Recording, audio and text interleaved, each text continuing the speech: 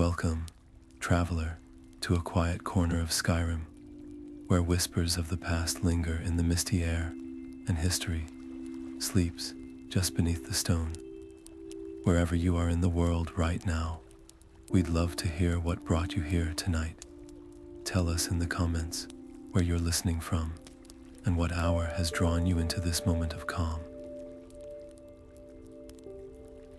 Every journey begins somewhere, and tonight, we begin in a place of memory and longing, a place where resilience meets regret, and quiet strength echoes through narrow, rain-slicked streets. Picture, if you will, a young Dunmer woman named Elara. She walks slowly into Windhelm's Grey Quarter, her steps soft but deliberate on the damp cobblestones, her expression a blend of reverence and resolve.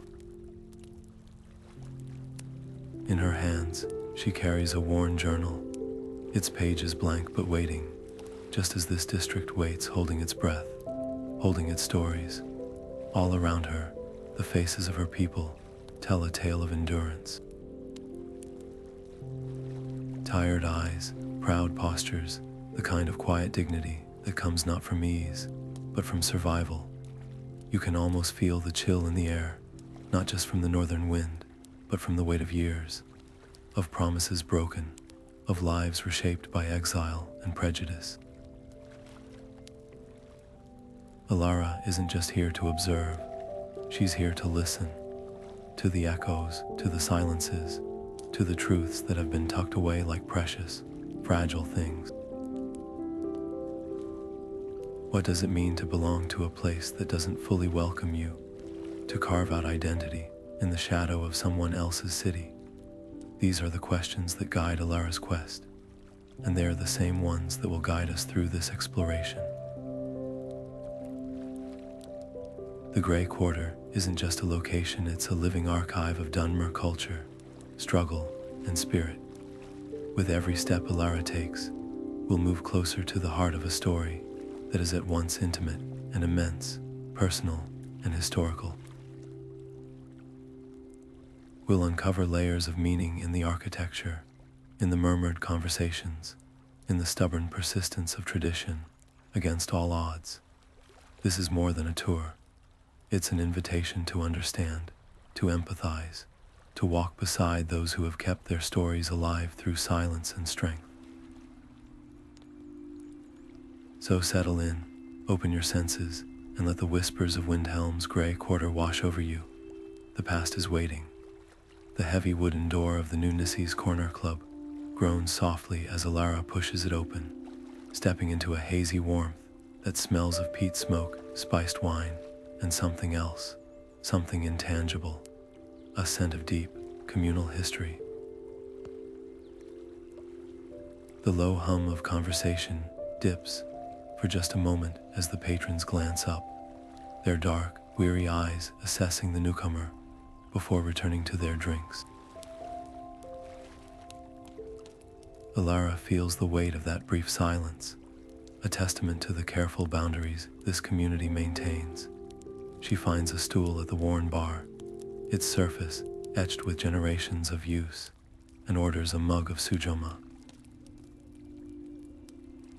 The amber liquid is sharp and warming, a familiar taste of home that feels both comforting and painfully distant here, in this stone city of the north. Leaning closer to the bartender, a man with a deeply lined face and hands that have known a lifetime of labor, she frames her questions not as demands, but as humble inquiries. She speaks of her interest in the founding days, of the first Dunmer who braved the icy winds of Windhelm seeking refuge. The bartender's initial response is practical, almost rehearsed, a tale of ships landing in the nearby harbor, of the initial, tentative permission granted by the Jarl of that era. But as he polishes a glass, his voice lowers, becoming less a public recitation and more a personal confession. He speaks of the Nord's cold reception, not of open violence at first, but of a deep, chilling silence, of doors that remain closed, of merchants who would not meet their eyes. It was a rejection not shouted, but whispered through every interaction, a constant reminder that they were guests on sufferance, their welcome as thin and brittle as winter ice. Just as he begins to share a more personal memory, a story about his own grandfather, a sharp clatter of a tankard from a shadowed booth makes him freeze. An older patron, his visage a roadmap of old struggles, fixes them with a glare that needs no words. The unspoken message is clear. Some stories are not for sharing with outsiders. The bartender's demeanor shifts instantly, his walls slamming back into place. He becomes brusque, turning his attention to other tasks, the moment of fragile connection severed. Elara understands then that her curiosity, however well-intentioned, is a kind of pressure on an old, unhealed wound. The history here isn't simply recorded in books.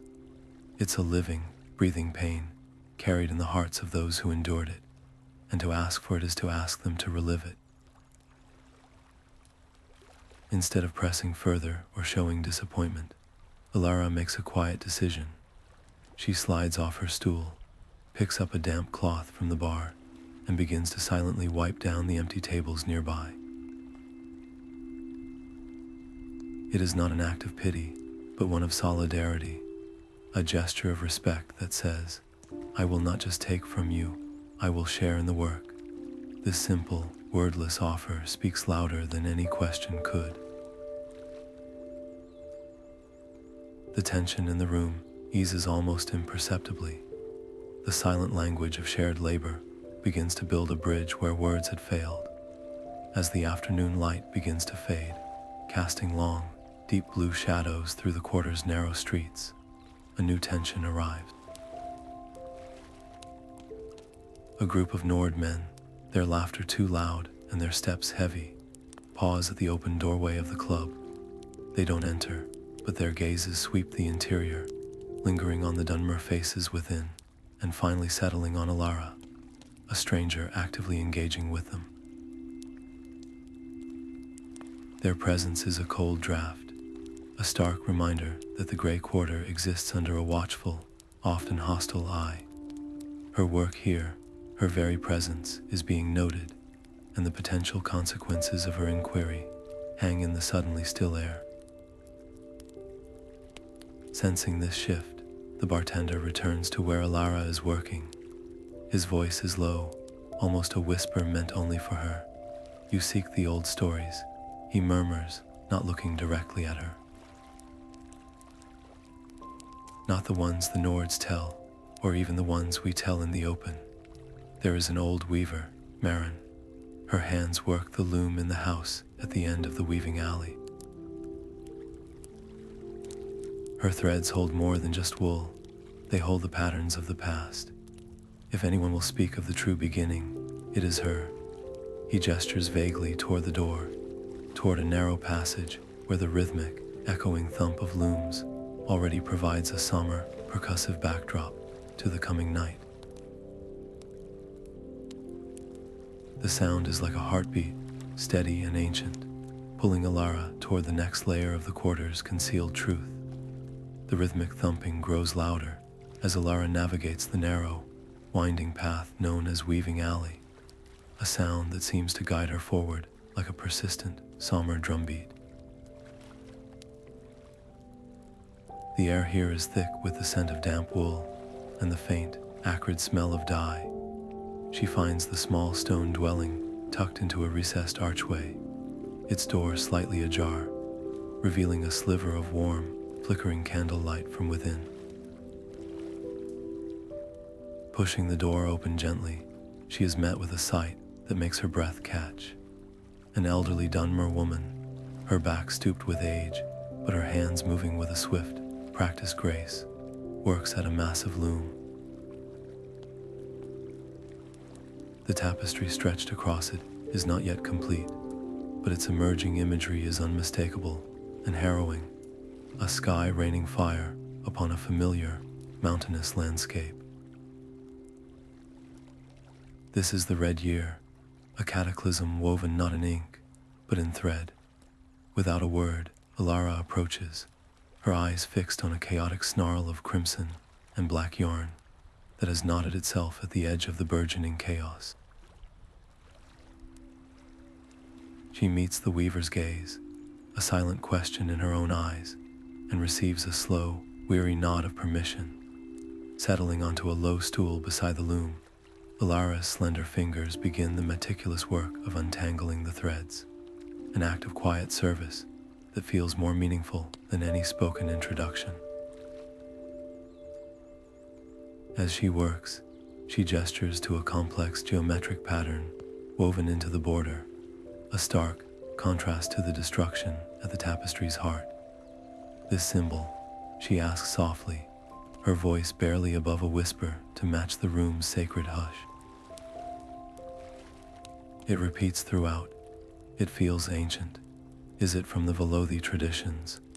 The weaver, Dralsa, doesn't stop her work, but a single tear traces a path through the fine wrinkles on her cheek, catching the candlelight. Her voice, when it comes, is like the rustle of dry leaves, carrying the weight of centuries. You recognize it, she says, not as a question, but as a sad acknowledgement. So few do now. It is a ward of protection, a prayer for safe journey. We wove them into our garments when we crossed the ashlands. Now, we weave them into memories of our home, hoping the prayer will somehow keep the memory itself safe. She describes how each pattern, each color choice in her work, is a deliberate act of preservation, a fragile rebellion against the slow erosion of their identity. A deep blue thread represents the waters of Azura's coast, a silver one, the ashfall of Red Mountain, a golden one, the resilience of their spirit. Her tapestry is a silent, stubborn language, a history book written in wool and hope for a people whose stories were almost erased. As Dralsa speaks of the scorn her ancestors faced upon arriving in Windhelm, the muttered slurs, the refusal to sell them decent timber, the way Nord children were warned away from the gray skins, with superstitious tales, her voice begins to tremble with a pain that is clearly still fresh, a raw nerve exposed after decades. Elara's hands still their work on the threads. She feels a cold knot of guilt tighten in her stomach. Her quest for knowledge, for a complete record, suddenly feels intrusive and selfish, like picking at a scar that has never fully healed. The last thing she wants is to be another outsider, demanding something from this woman, forcing her to relive trauma for another's benefit. Making a conscious, empathetic decision, Alara shifts her approach entirely. She speaks not as a chronicler, but as a fellow descendant. Dralsa, she says, her tone gentle and reassuring, I am here to listen, but only to what you wish to tell. Your words are yours alone. I will not write your name in any journal. Your stories will be kept as the treasures they are, their source protected. This promise, to prioritize the person over the prize, to value empathy over exhaustive detail, seems to lift an invisible weight from the room. The fearful tension in Dralsa's shoulders eases slightly. Emboldened by this show of respect, Dralsa leans closer, her voice dropping to a conspiratorial whisper that seems to make the very candles flicker. There is more, she confesses, stories not even threads can hold. When the first of us came, they did not trust the Nords with their truths. They feared our history would be desecrated or used against us. They created a hidden archive, a secret record of our exodus letters, diaries, maps of a homeland most have never seen. Her eyes dart nervously toward the door as the sound of heavy, armored boots clumps past the alley's entrance, the Nord Guard making their evening rounds.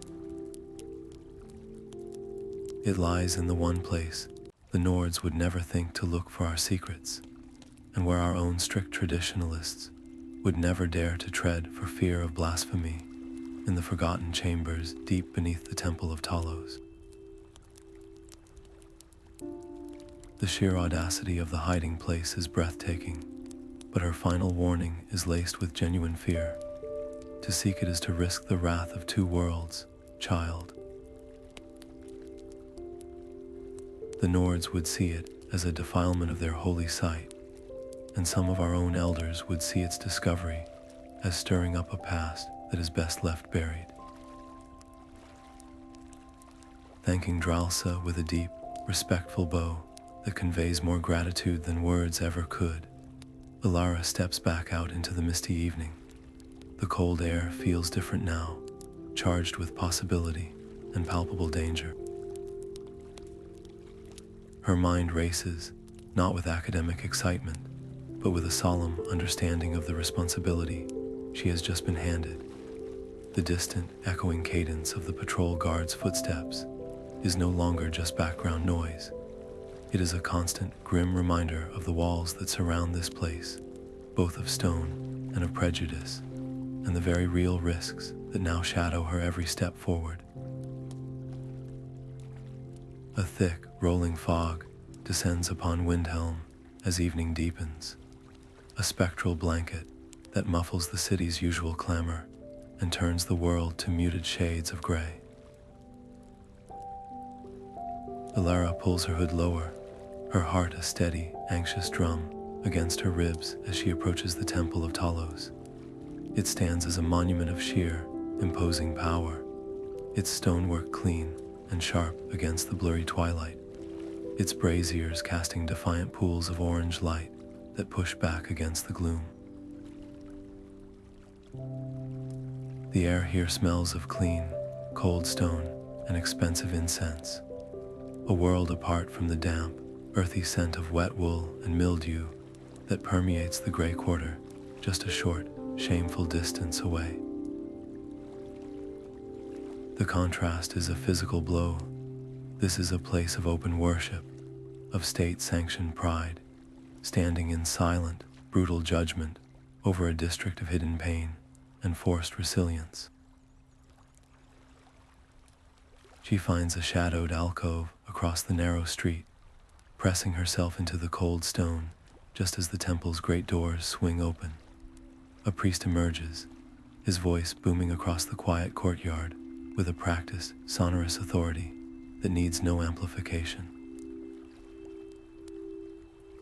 He speaks of Talos, the divine conqueror, of strength, unity, and the glorious destiny of Skyrim and her true sons. His words are a familiar litany of faith and nationalism, but then his tone shifts, becoming pointed, his gaze seeming to sweep accusingly toward the mist-shrouded path leading to the Grey Quarter. He speaks not of the Dunmer by name, but of strangers who cling to their alien ways, of those who weaken the foundation of a strong house with their foreign stones, and of the divine duty to preserve purity and strength.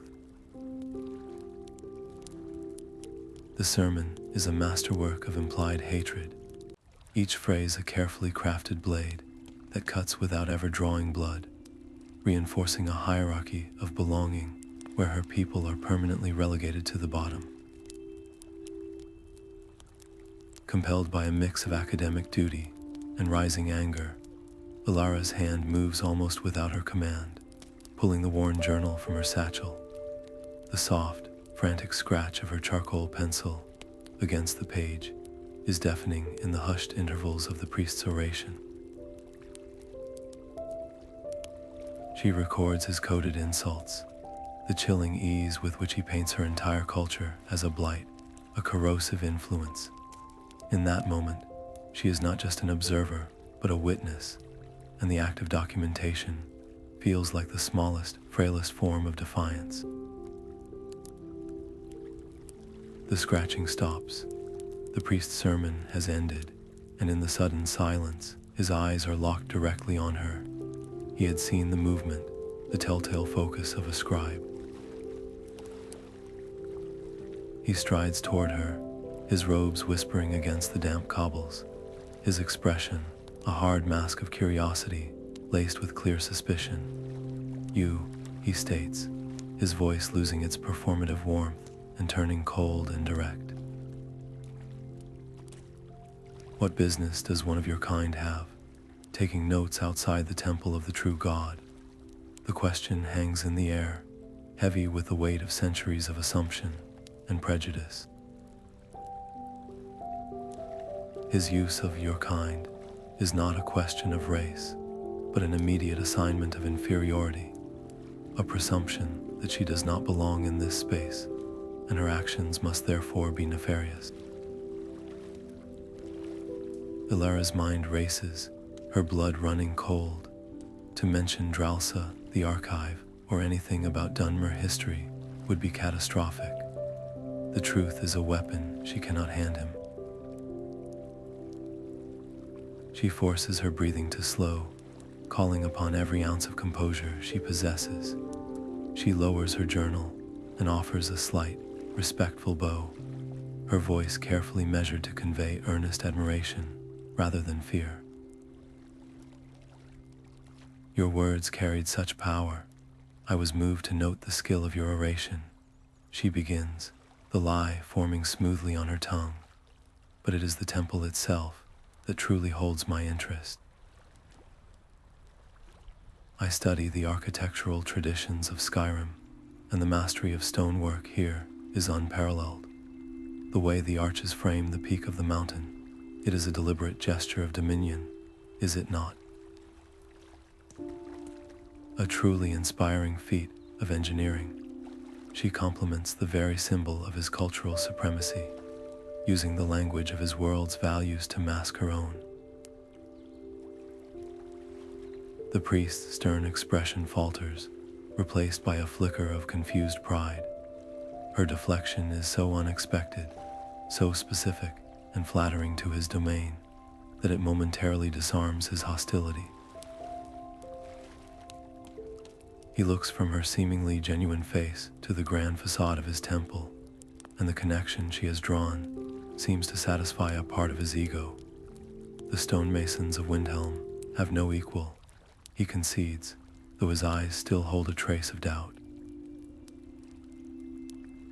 He does not fully believe her, but her story is just plausible enough, and just complimentary enough, to prevent further immediate confrontation.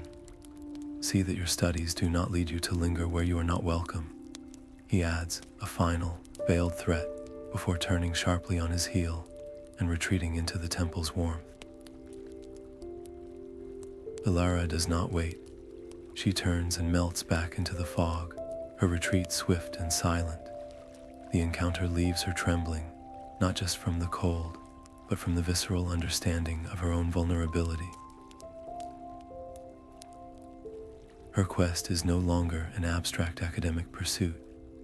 It is a dangerous act that could bring the wrath of Windhelm's powerful down upon her, and worse, upon those like Dralsa, who had trusted her with a fragile secret.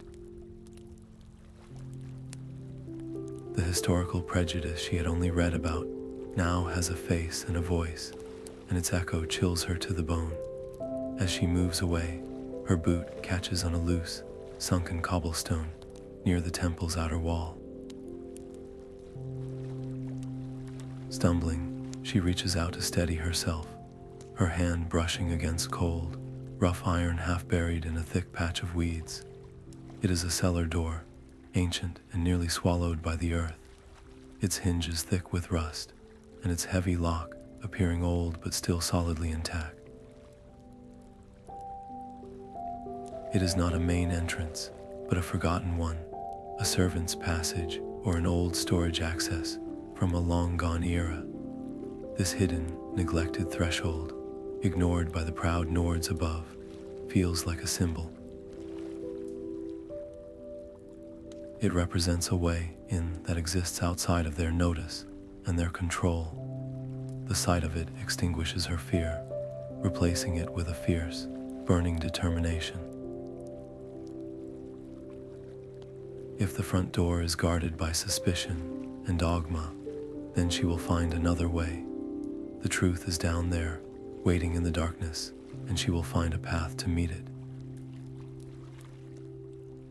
The night air in Windhelm holds a different kind of cold, a sharp and watchful chill that seems to seep from the very stones of the temple district.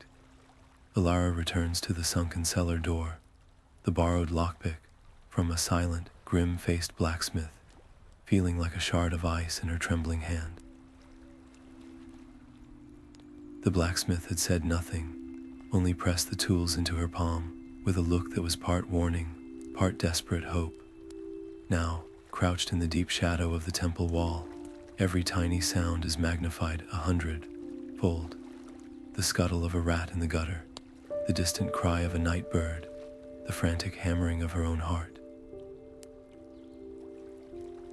She works the pick into the old, rusted lock, her movements slow and painstaking, each subtle scrape and click echoing like a thunderclap in the oppressive silence. Time stretches, each second a lifetime of fear. Then, with a final, gritty twist, the mechanism yields with a deep, satisfying clunk that is both a relief and a fresh wave of terror. The door is open. She pushes it inward, the ancient hinges groaning a low protest that seems to tear through the quiet night. A rush of air escapes the opening, carrying with it the scent of centuries, a dry rot, settled dust, and the faint, ghostly sweetness of long-evaporated incense.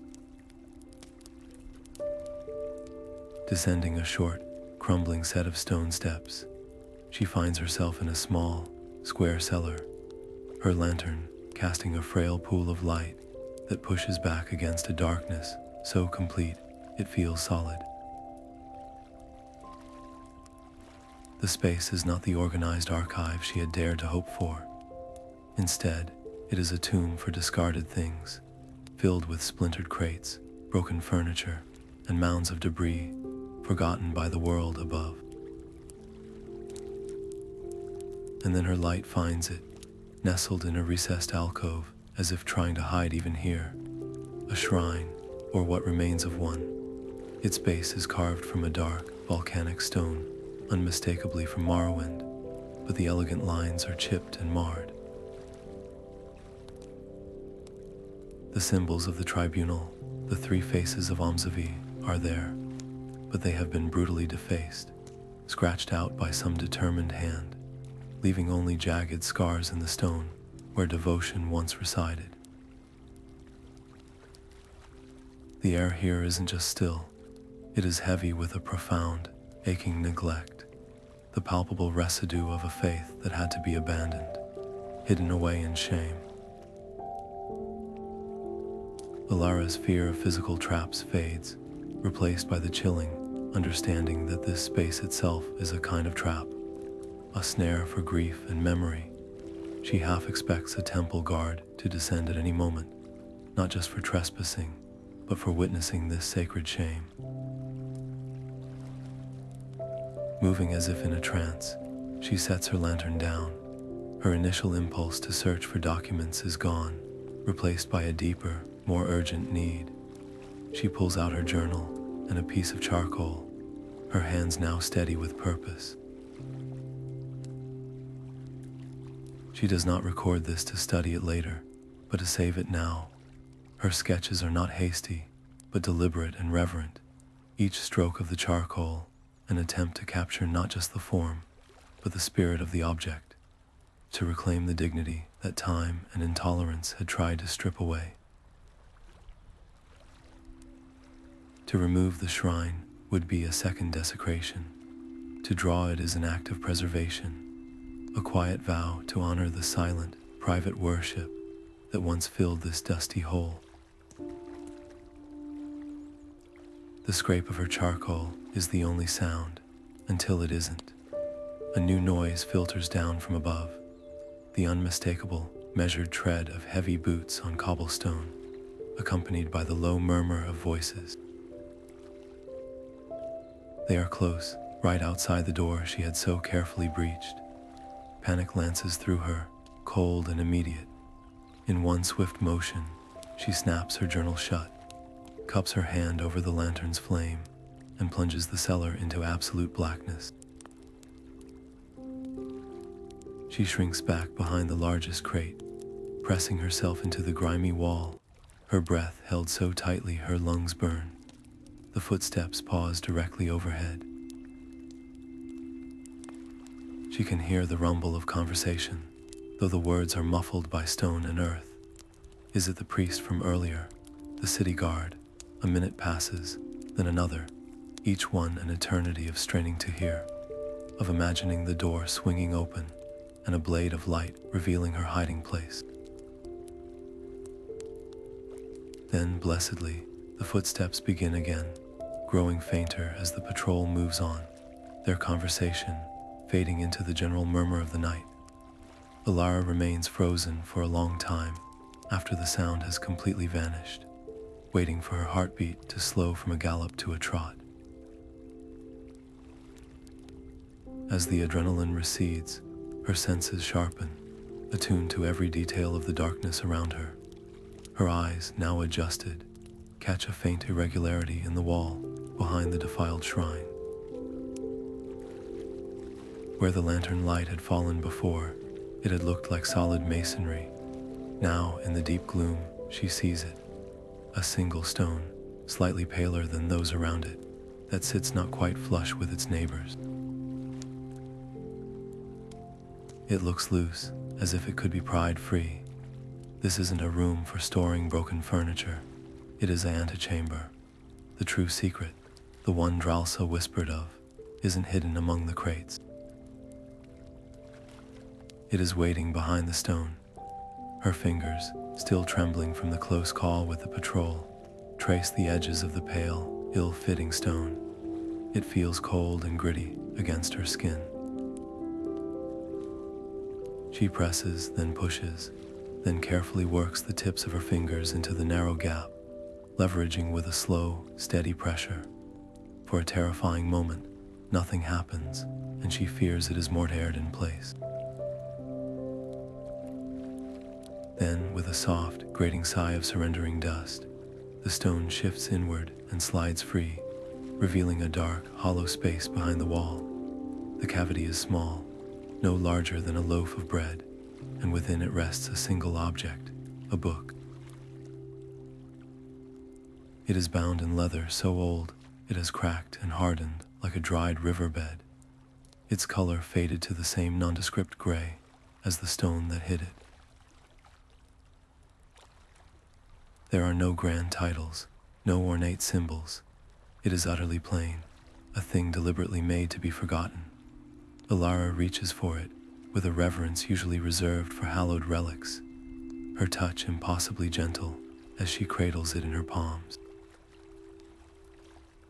It feels impossibly light, as if the pages inside hold nothing but ash, yet at the same time, its weight is immense, a tangible burden of history and heartache. She retreats to a corner of the cellar, her back against the cold wall, and by the shielded, guttering light of her lantern, she opens the cover. The script inside is a tight, spidery scrawl, the ink faded to a pale brown, the language a formal variant of Dunmer that makes her heart ache with its familiar, antiquated grace. The first entry is dated from the earliest years of the Grey Quarter's founding. The author, an elder named Farron, writes not with the weary bitterness she expected, but with a cautious, trembling hope. He describes the first sight of Skyrim's snow-capped peaks from the deck of the refugee ship, not as a sign of cold exclusion, but as a promise of solid, enduring ground after the endless, ash-choked sea. He writes of the initial meeting with the Nord Jarl, recording the man's grudging but official permission to settle the dilapidated district. Farron's words are filled with a profound sense of responsibility. He sees himself as one of the architects of a new future, a builder tasked with carving a home from the stone of a foreign land. He details plans for a community center, for shared workshops, for a school where Dunmer children could learn both the ways of their new home and the songs of the old. But as Alara turns the fragile pages, the tone of the entries begins to curdle. The hopeful plans are met with silent, bureaucratic walls. Permits for better building materials are lost. Promises of aid from the city coffers are quietly forgotten.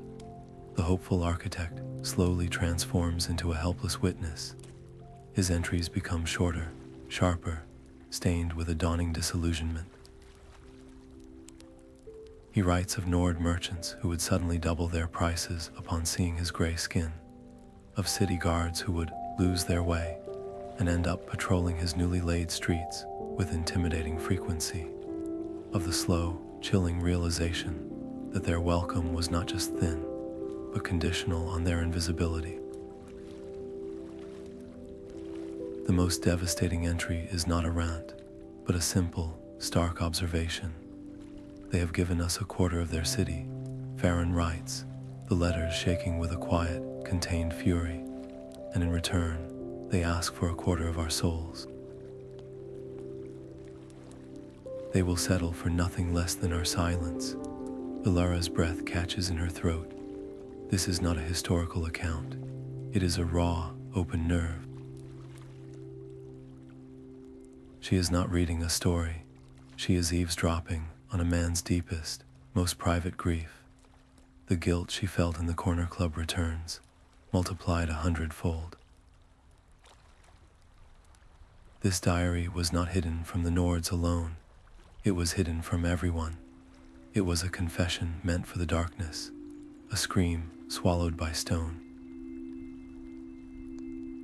Her academic curiosity suddenly feels like a vulgar intrusion, a violation of a sacred trust. She is an archaeologist of pain, and the excavation is breaking her heart.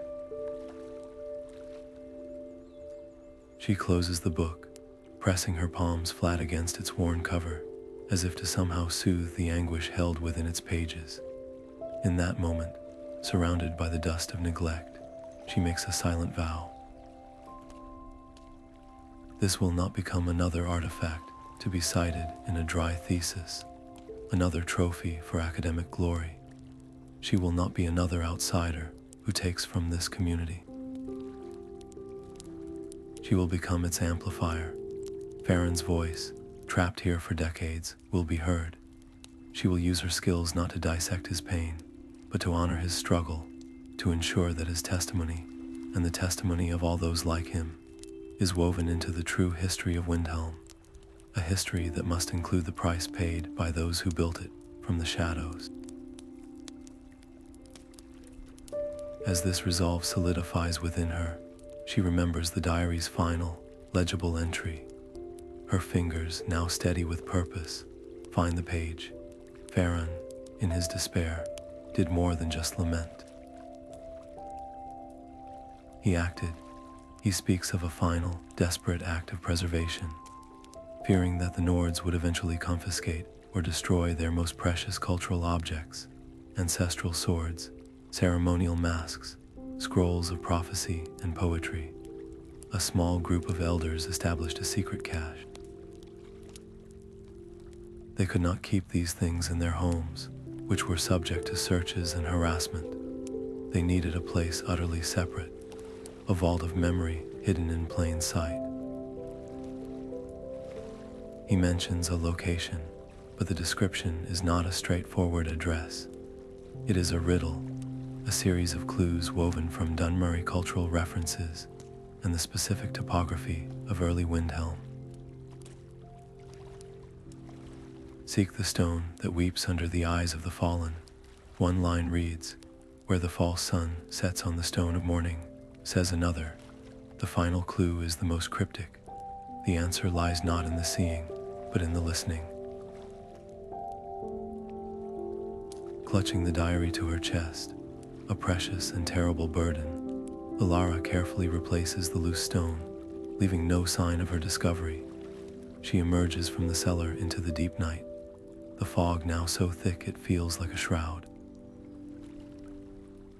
The encounter with the priest, the fear of the patrol, it all seems distant now, secondary to the immense responsibility she now carries. The diary is not an end, but a beginning, a map to a deeper truth, written in a code that only a heart attuned to both the history and the heartache of her people could hope to crack. Her quest is no longer about finding a hidden archive. It is about learning to listen to the echoes of the past, to hear the stories the very stones of the Grey Quarter have been trying to tell for generations. The gray light of a Windhelm dawn found Elara hunched over a small table in her rented room, the air thick with the scent of old paper and quiet desperation. The cryptic diary lay open beside her, its fragile pages like the wings of a dead moth.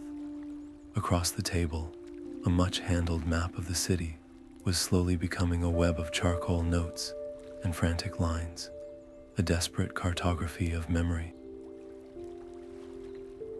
She wasn't just looking for a place.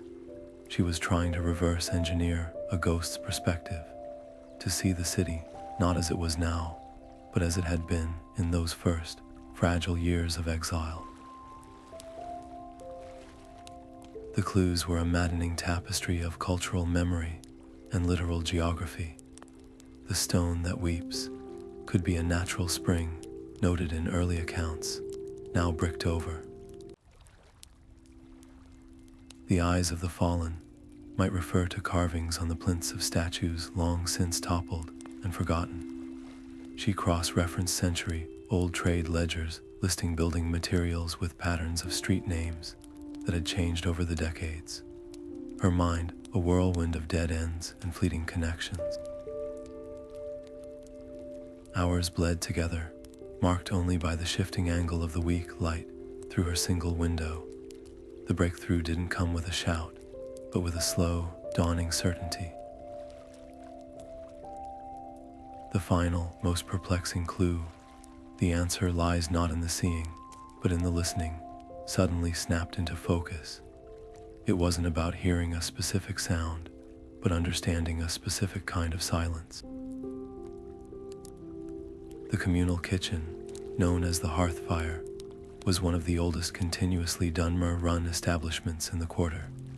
It was a place of constant, comforting noise, the clatter of pots, the murmur of conversation, the hiss of steam.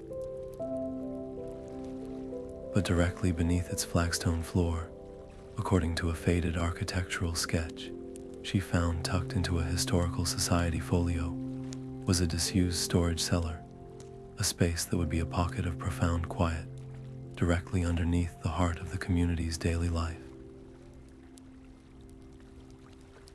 The listening was the silence of that hidden space, a secret kept beneath the sounds of survival.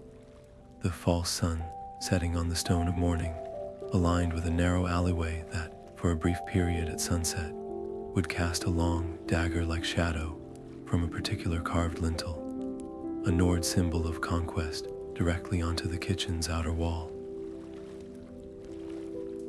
The answer was the Hearthfire's cellar, yet with this clarity came a chilling wave of hesitation. This wasn't an abandoned temple cellar. This was an active, vital part of the community's present. Gaining access wouldn't be a matter of picking a lock in the dead of night. It would require walking into a space full of people and asking for a piece of their history, an act that felt infinitely more intrusive.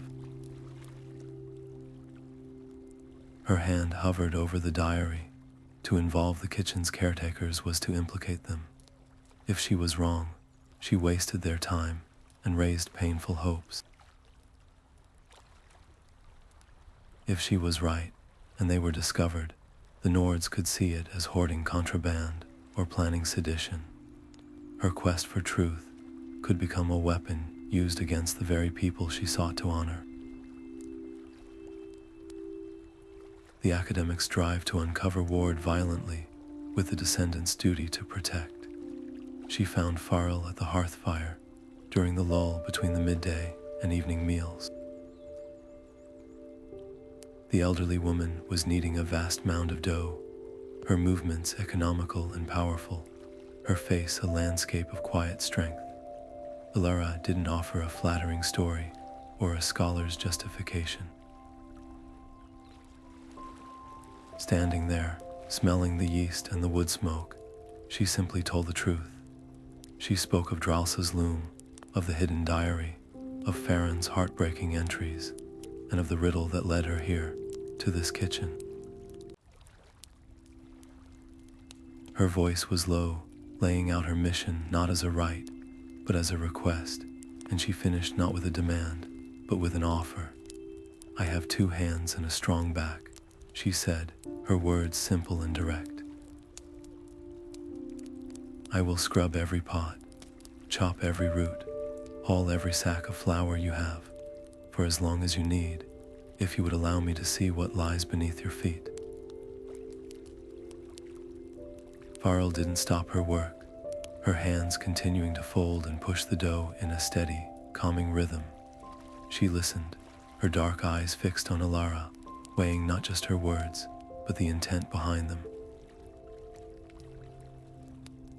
After a long silence, she spoke, her voice as rough and warm as the hearthstones. "You dig up the past, you risk unburying old ghosts," she said, a profound weariness in her tone. "Some here, they think those ghosts are best left asleep. They say remembering the Red Year, remembering the scorn we faced here, it only brings fresh pain. They fear that if we look too hard at what we lost, the Nords will see it as a threat. They believe our safety lies in forgetting." Her words painted a picture of a community divided between the need to remember and the desperate instinct to survive through obscurity. But then she wiped her flour-dusted hands on her apron and gave a slow, decisive nod. "But a tree that forgets its roots falls in the first storm. Show me what you found." Taking a heavy iron key from a hook by the fireplace, Farrell led Elara through the bustling kitchen, past curious glances from the other workers, and to a heavy trapdoor set into the floor near the pantry. As she bent to unlock it, the rich, life-affirming aroma of baking bread from the ovens wrapped around them, a scent of warmth, sustenance, and unwavering daily perseverance.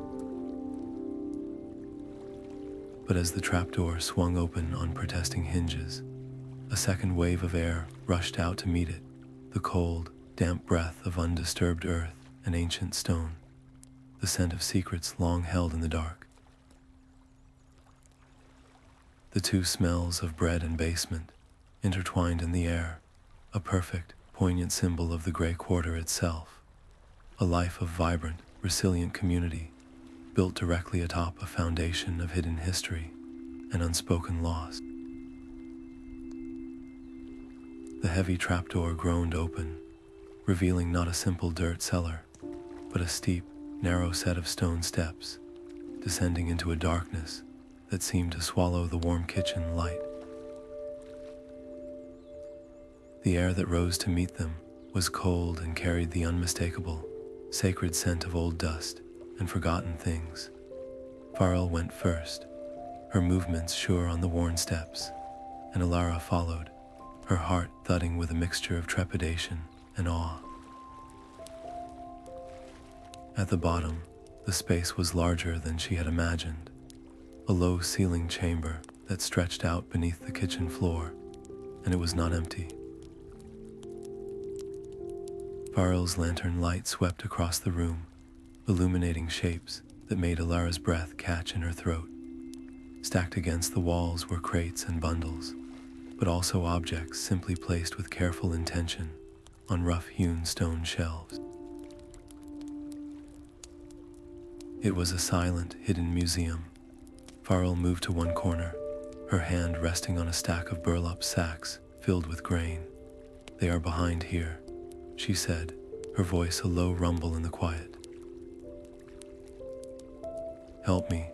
Together, they moved the heavy sacks, their labor the only sound in the profound stillness. As the last sack was shifted, a section of the wall was revealed. Not stone, but a cleverly fitted wooden panel, its edges camouflaged by decades of dust. With a grunt of effort, Farron pried it loose, and behind it was not a wall, but an opening, a deeper darkness that promised the true secret. Alara's hands trembled as she lifted her own lantern, its light flooding the hidden alcove. The sight that greeted her was almost too much to bear. There, resting on beds of faded velvet and dry straw, were the treasures of a lost home. Her eyes drank in the details. Exquisitely glazed pottery, its surfaces etched with the intricate, swirling patterns of House Redoran. A set of smithing tools, their wooden handles smoothed by generations of use, their metal heads still bearing the faint, greasy shimmer of magical tempering. And folded with heartbreaking care were banners of faded silk, their colors, the deep blues, fiery oranges, and ash grays of Morrowind, still defiantly bright against the gloom. This was not merely a stash of valuables. This was a collection of identity, each object a word in a language the Nords had never bothered to learn. Alara's academic distance evaporated. She did not see artifacts to be studied. She saw the physical echoes of her ancestors' hands, the last tangible pieces of a world that had been unmade. Her touch, as she reached for a small, carved guar figurine, was not that of a scholar, but of a mourner at a graveside, gentle and reverent. She worked with a silent, focused intensity, her journal open on her knee. But she was not sketching for a thesis now. She was creating a sacred record. She drew the curve of a pot, the weave of a banner, the unique maker's mark on a chisel, her charcoal capturing not just the form, but the spirit of the object. As she worked, Farron began to speak, her voice a low, rhythmic chant that wove through the silence. She did not recite dry facts. She spun oral histories, stories passed from grandmother to granddaughter, in hushed tones behind closed doors. She gave names to the anonymous craftsmen, voices to the silent tools. This pot was thrown by a woman named Ilmini, who sang old Ashlander songs as her wheel turned. These tools belonged to a smith called Ravos, who could charm the metal into holding a sharper edge than any in Raven Rock. Each story was a thread, and as Farron spoke, she was weaving a tapestry of memory, far richer than any document Alara could have ever hoped to find. But as the stories unfolded, a change came over Farron. The steady rhythm of her narrative began to fracture. Her voice thickened with emotion, catching on the sharp edges of old grief. She described not just the making of the objects, but the desperate, terrifying journey of bringing them here, how families had chosen these few precious things over extra food or warm clothing, how they had been wrapped in swaddling clothes and hidden amongst the crying infants on the refugee ships, how a man had been whipped by a Nord captain for refusing to let them search his bundle. She was not just recounting history, she was reliving the terror, the sacrifice, the immense cost of this preservation. Elara looked up from her drawing, her heart clenching. Her earlier excitement now felt like a grotesque violation. Was her enthusiastic documentation just another form of taking? Was she, in her thirst for knowledge, forcing this woman to pick at a wound that had never truly healed? The question hung in the dusty air between them, heavy and uncomfortable. Alara slowly closed her journal, the decision crystallizing in her mind with perfect clarity. To remove these objects, To take them to some university archive or private collection would be the final act of the exile. It would complete the severing that the Red Year had begun. These treasures did not belong under glass in a museum. They belonged here, with the people whose hearts still beat to the rhythm they represented. Farron, she said, her voice soft but firm, cutting through the old woman's painful reverie. They should stay. We should not hide them away again. We should show them here, to everyone. The idea was simple, born of immediate, deep respect. They would create a small, secure exhibit right there in the hearthfire's main room. A locked glass case against the wall, perhaps, where a single piece could be rotated and displayed.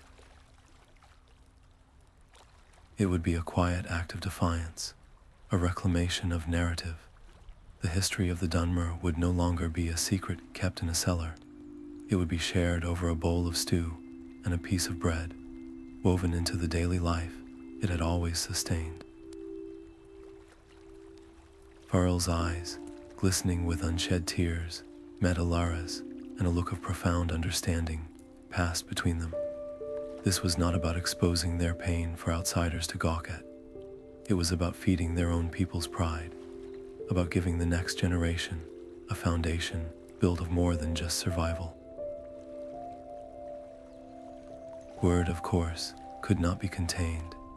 It spread through the Grey Quarter, not as a shout, but as a low, powerful hum, a vibration of excitement and nervous energy. Elders who had spent a lifetime advocating for quiet compliance looked on with deep unease, their fears of Nord retaliation flaring anew. Younger Dunmer, who had only known Windhelm as a place of limits, felt a new, fierce pride stirring in their chests. The hearth fire, always a hub, now thrummed with a new kind of electricity. Elara, arranging a beautifully carved ash urn in the new display case, could feel the shift in the atmosphere. The air was thick with hope, but it was also laced with a fresh, sharp undercurrent of anxiety. She had lit a fuse, and she could now sense, with a cold certainty, that the authorities in the Stone Quarter would soon catch its scent. As she adjusted the angle of the urn, she became aware of a small audience gathering. A cluster of Dunmer children, their eyes wide with curiosity, had pressed their faces against the kitchen's window, their noses leaving smudges on the glass. They were whispering, pointing at the strange, beautiful object in the case. One of them, bolder than the rest, slipped inside and approached her, his small face a mask of wonder. "Is that really from the old country?" he asked, his voice hushed. "The place with the big fire mountain?" His question was simple, but it struck Alara with the force of a revelation. This wasn't about the past. It was about the future. Her task was no longer just to preserve what was lost. It was to build a bridge from that loss to these young, open minds, to find a way to make the echoes of Red Mountain speak to children who had only ever known the cold stone of Windhelm.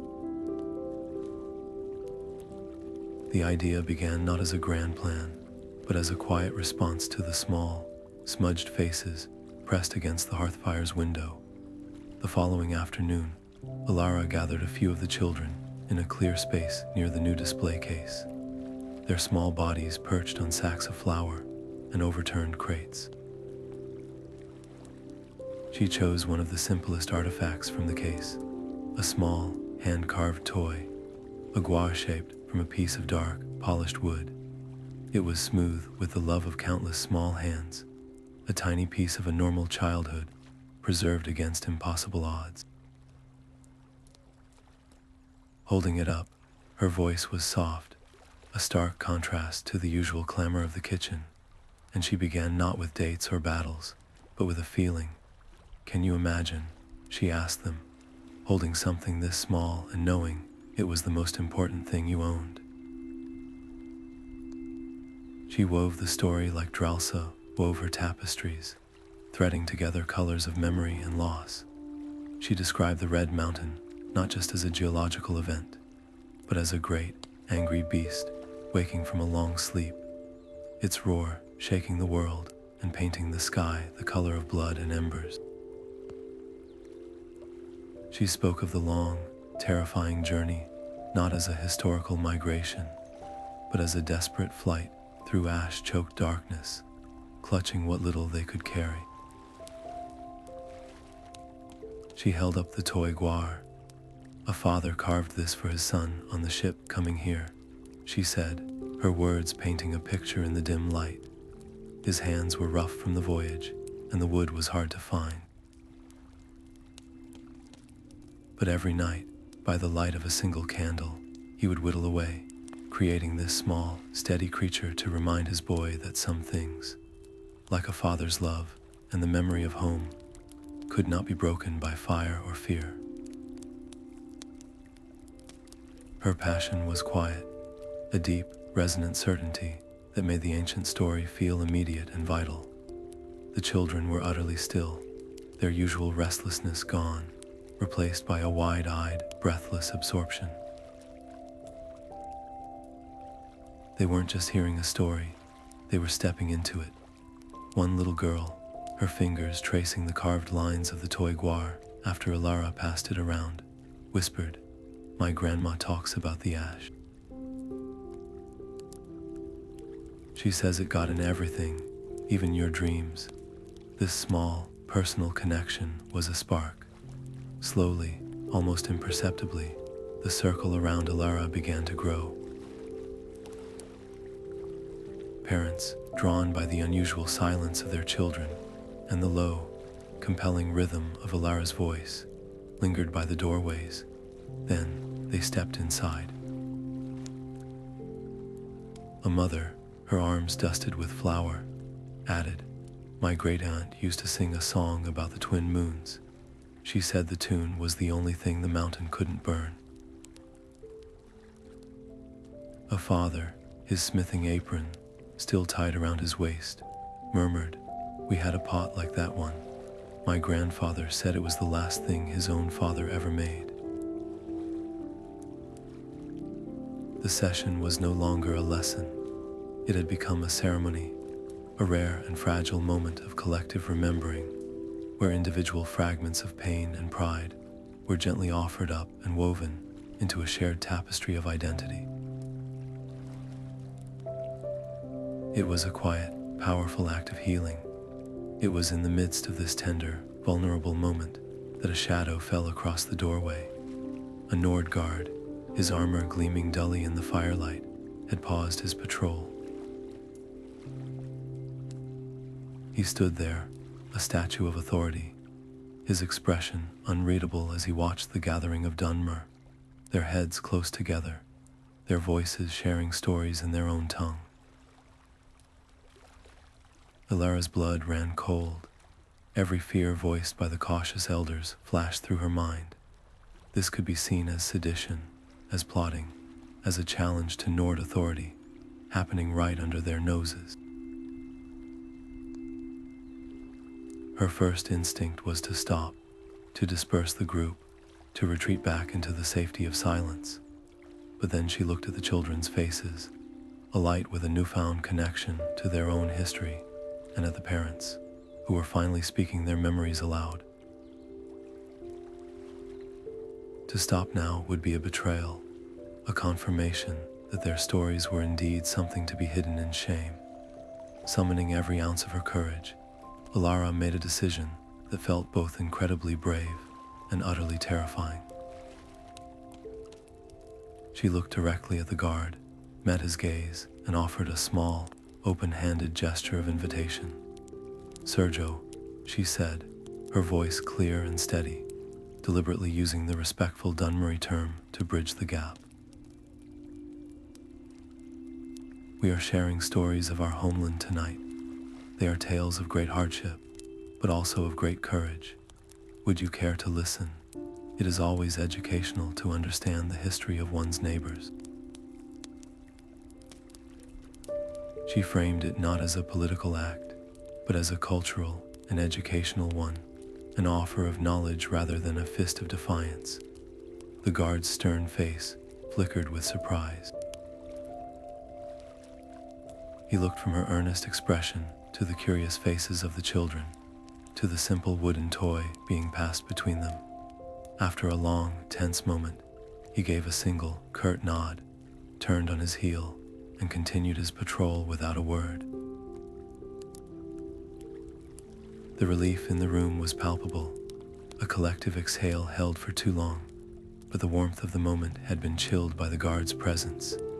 His departure without incident was not a victory, it was a reprieve, a stark reminder of the ever-present watchful eyes and the fragile line they all walk.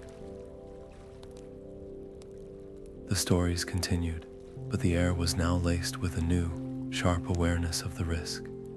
Alara knew that such an open gathering could be easily and willfully misinterpreted by those in power. A shared history could be labeled as radicalization, a cultural lesson twisted into a rallying cry. As the families eventually drifted back to their homes, the children still chattering excitedly about Gwar and volcanoes, Alara was left with a profound and urgent sense of responsibility. The artifacts in the case were safe for now, but they were static, vulnerable objects. The real treasure was the living story, and it needed a life beyond this cellar, beyond this single kitchen. Inspired by the children's raw curiosity, she knew she had to give these narratives a form that could be easily hidden, easily shared, and could survive even if the physical objects were one day discovered and confiscated.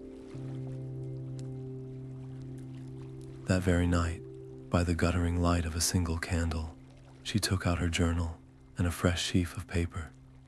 She began the careful, sacred work of compiling her sketches, Farrell's oral histories, and the fragments of memory shared that evening into a simple, hand-bound booklet. It would be written in both Tamrielic and Dunmeris, filled with pictures a child could understand. It wouldn't be a formal history. It would be a family heirloom, a seed of identity to be planted in the next generation, ensuring the stories themselves became the most enduring artifact of all. The air in the back room of the new Gnisis Cornerclub was thick with the smell of cheap tallow candles and concentrated effort. Elara's hands, already stained with charcoal, were now smudged with dark ink as she worked alongside Ravin, a local scribe whose usual work involved dry ledgers and shipping manifests. Spread across the rough-hewn table between them were the fruits of their clandestine labor, Elara's delicate, reverent sketches of the hidden artifacts, and the fragile, earth-toned pages of Farron's translated diary. Their task was alchemy, to transmute pain and memory into something that could be held in a child's hand, a small, potent seed of identity. Ravin's skilled hand lettered the text in a clear, accessible script, while Alara focused on the illustrations, her every stroke an attempt to capture not just the form of a ceremonial mask or a potter's mark, but its soul, the intention of the hands that made it. They worked long into the night, and slowly, their solitary project began to attract attention. A curious elder would peek in, claiming to be looking for a lost spoon, only to linger and point at a sketch of a banner's pattern. "The blue is darker," he would murmur, his voice soft with memory. "The dye came from a specific mollusk in the Sea of Ghosts, our sea, not this one." A young mother, finishing her shift in the kitchen, would stop by and share a fragment of a lullaby her grandmother had sung, a snippet about the twin moons that Elara quickly jotted in the margin. These weren't interruptions, they were contributions. The booklet was ceasing to be her project and was becoming the community's heartbeat, transcribed onto paper. Each correction, each anecdote, was a thread pulled from the collective memory and carefully woven into the narrative. But with this collective ownership came collective fear, and the small back room soon became an arena for a quiet, passionate debate that had been simmering in the Grey Quarter for generations. Old Indril, his back bent from a lifetime at the docks, slammed a gnarled hand on the table, making the ink pots jump. "You cannot write that," he insisted, his finger hovering over a passage from Farron's diary that detailed a specific instance of a Nord merchant's cruel deception. "To name the act is to invite the same treatment upon our grandchildren. Let the Nords have their history. We must have our safety. Speak only of our crafts, our food, our quiet gods. Leave their scorn in the darkness where it belongs." His was the voice of painful pragmatism, forged in the cold fire of long experience. Opposing him was a young weaver named Taril, her eyes burning with a fierce, impatient light.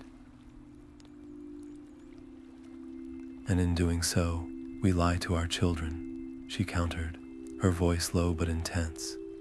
"We teach them that our story is one of simple migration, of quaint customs.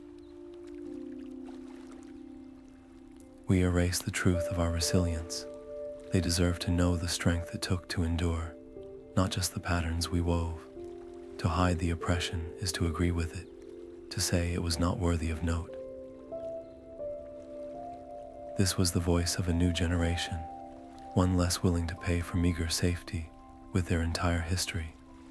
Alara found herself at the center of this storm, her loyalty to the truth of Farron's words battling with her responsibility to the people who had to live with the consequences of its revelation.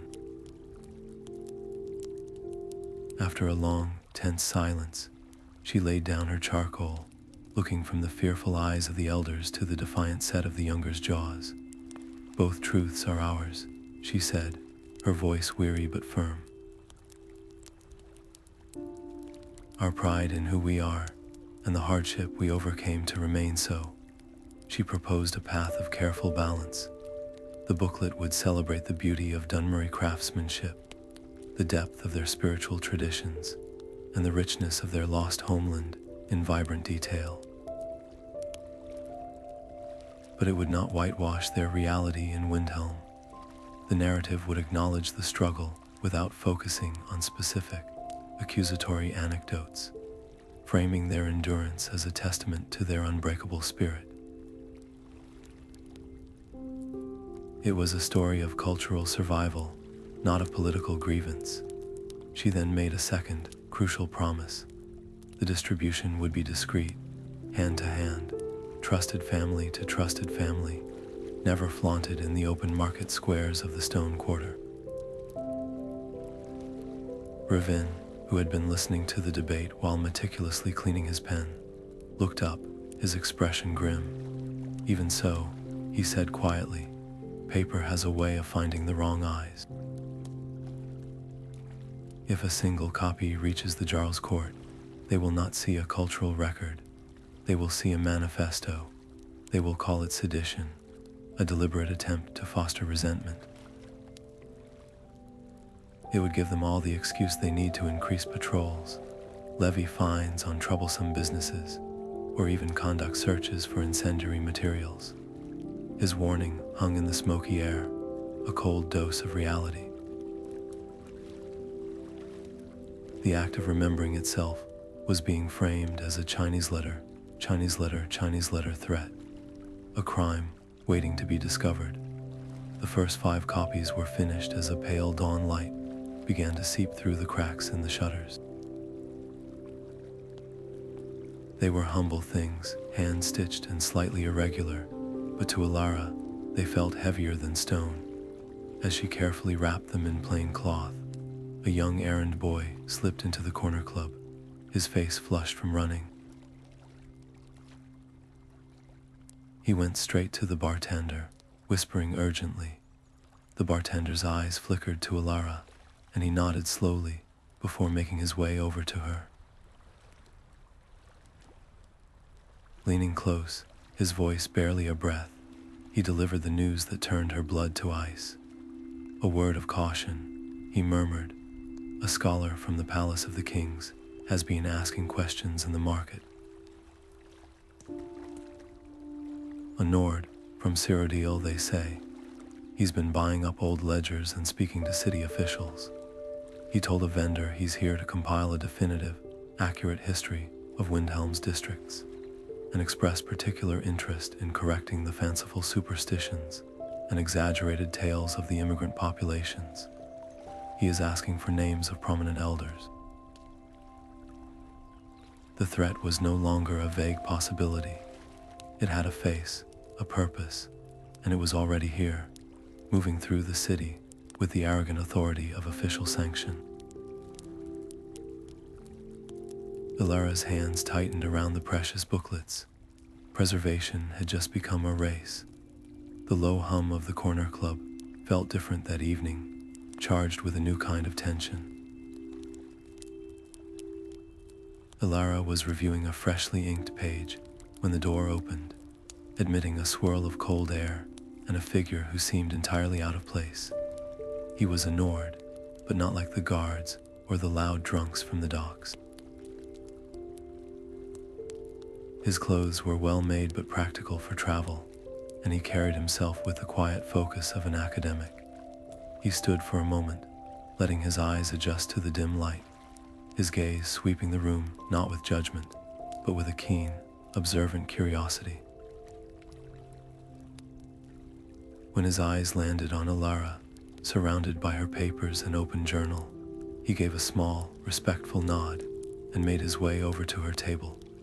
"My name is Eric," he began, his voice softer than she expected, lacking the usual Nord boom. He didn't sit without invitation. "I've been conducting research in the palace archives for a project on Windhelm's economic development. I couldn't help but notice your own work." The bartender mentioned a scholar was compiling a history of the Grey Quarter. His words were careful, measured, and his demeanor was one of genuine intellectual interest. But every instinct in Alara's body screamed a warning. Was this a test? A clever way for the authorities to discover the extent of their secret project, to gather names and evidence under the guise of scholarly collaboration? Her hand moved almost imperceptibly to cover the most sensitive pages of Farron's diary. She offered a noncommittal response, her guard firmly up. "I am interested in local history, yes." Eric seemed to sense her deep hesitation. He didn't press. Instead, he offered something unexpected. "The official records in the Jarl's library are incomplete," he admitted, a slight frown creasing his brow. "They tell a very specific story, one that often overlooks the contributions of entire communities. I have full access to the archives, including storage rooms that haven't been properly cataloged in decades. I've seen shipping manifests, early tax rolls, private correspondence between nobles. There might be documents there that could support your research, overlooked treaties, letters of recommendation, records of early Dunmer businesses that were vital to the city's survival." The offer was tantalizing, a key to a locked door she had never dreamed of opening. Yet the risk was paralyzing. Trusting him could lend her project an undeniable credibility, weaving the Dunmer narrative directly into the official, Nord-dominated record of the city. But it could also be a profound betrayal. What if he was gathering information to be used against them? What if her trust exposed every elder who had shared a story, every family that had quietly contributed an heirloom to the Hearthfire collection? The community's fragile sense of safety, hard-won over generations of silence, could be shattered in an instant by her poor judgment. After a long, weighing silence, Alara made a decision rooted in extreme caution. She would not show him the diary. She would not speak of the hidden cellar. Instead, she proposed a test. The official histories say the Great Wall repairs after the siege of Windhelm were done solely by Nord crews. She stated, choosing a point of fact that was commonly accepted, yet felt intuitively wrong given the timeline and the scale of the labor required. If your archives are as thorough as you say, perhaps you could look for any records of material purchases or payroll from that period. Specifically, any mention of master stonemasons with non-Nord names. It was a safe request, yet one that struck at the heart of the historical omission. If he returned with nothing, it would confirm the bias of the records. If he returned with proof, it would validate a small part of their story, and his reaction to the task would tell her everything she needed to know about his true intentions. 2 days later, Eric returned to the Corner Club. Under his arm was a large, leather-bound ledger, its cover thick with dust. He placed it on the table with a soft thud, opening it to a page marked with a strip of cloth. His finger, tracing a line of elegant, faded script, pointed to an entry. "See here," he said, his voice holding a note of shared victory. "Payment from the Jarl's own coffers to one Malin Farron for expert stone cutting and repair of the eastern battlements. And here another to Idrasa for the supply of 15 wagon loads of quality foundation stone." The entries go on for pages. The evidence was irrefutable. Dunmer craftsmen had not only helped rebuild the city's defenses, they had been paid from the royal treasury, their skills officially recognized and valued. This fact had been systematically erased from the popular songs and stories, relegated to a dusty ledger in a forgotten room. Looking from the ancient proof on the page to Eric's earnest face, Alara felt a shift deep within her. This was not an agent of the authorities. This was a fellow seeker of truth, frustrated by the gaps and biases of his own culture's recorded history. He had not just fulfilled her request, he had understood its deeper meaning. In that moment, she understood that the most dangerous thing wasn't always trust sometimes. It was the refusal to ever extend it, which guaranteed the walls would remain forever standing. The divide between their peoples was built not just of stone, but of fear and selective memory.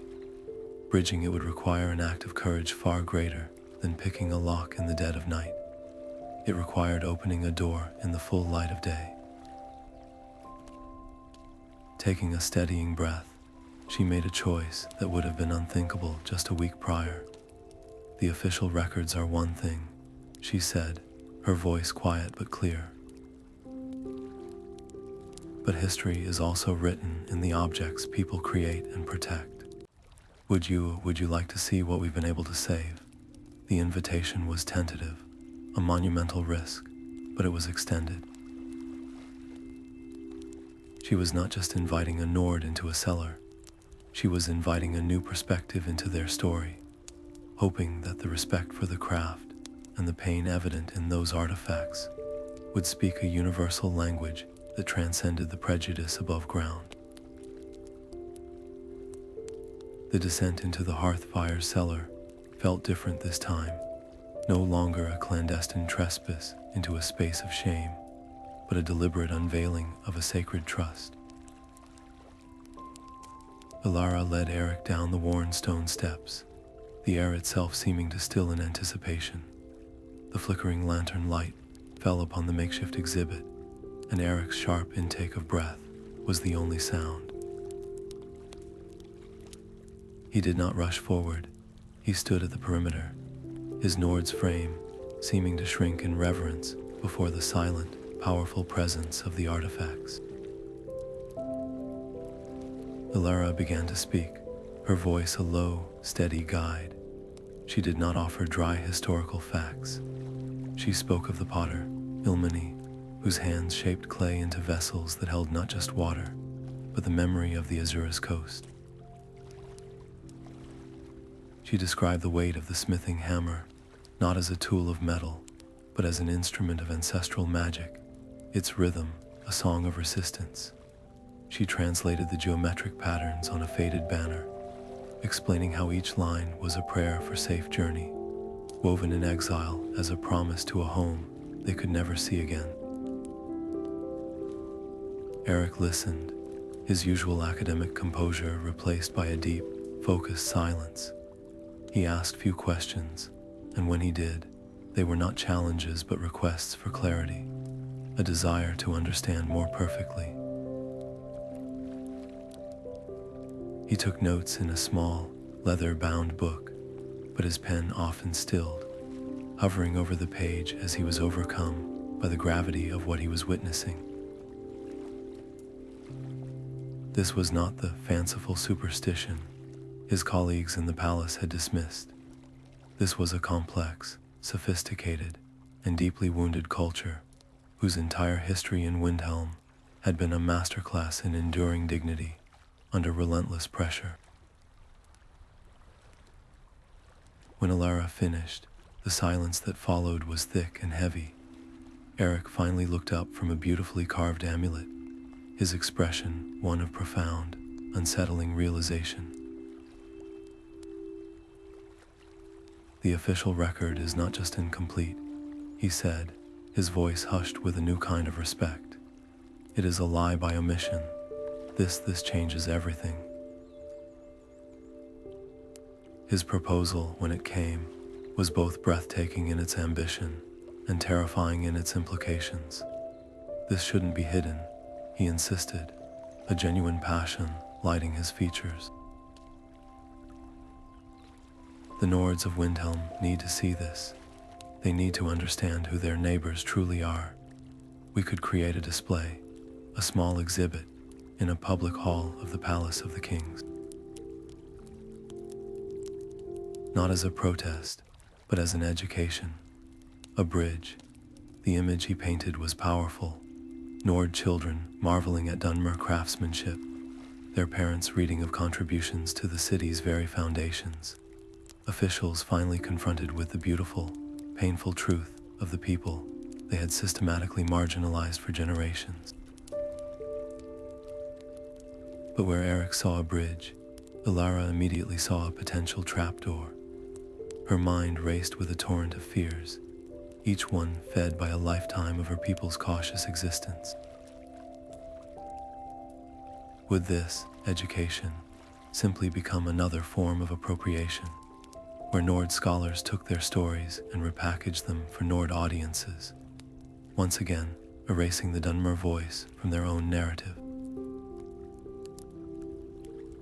Would a display in the palace, under the eyes of the very powers that oppressed them, be seen as an endorsement or a capitulation? Most chillingly, would this newfound visibility become a pretext for increased scrutiny, for guards to suddenly take a keen interest in the Hearthfire's cellar, demanding to know what other, seditious artifacts were being hidden?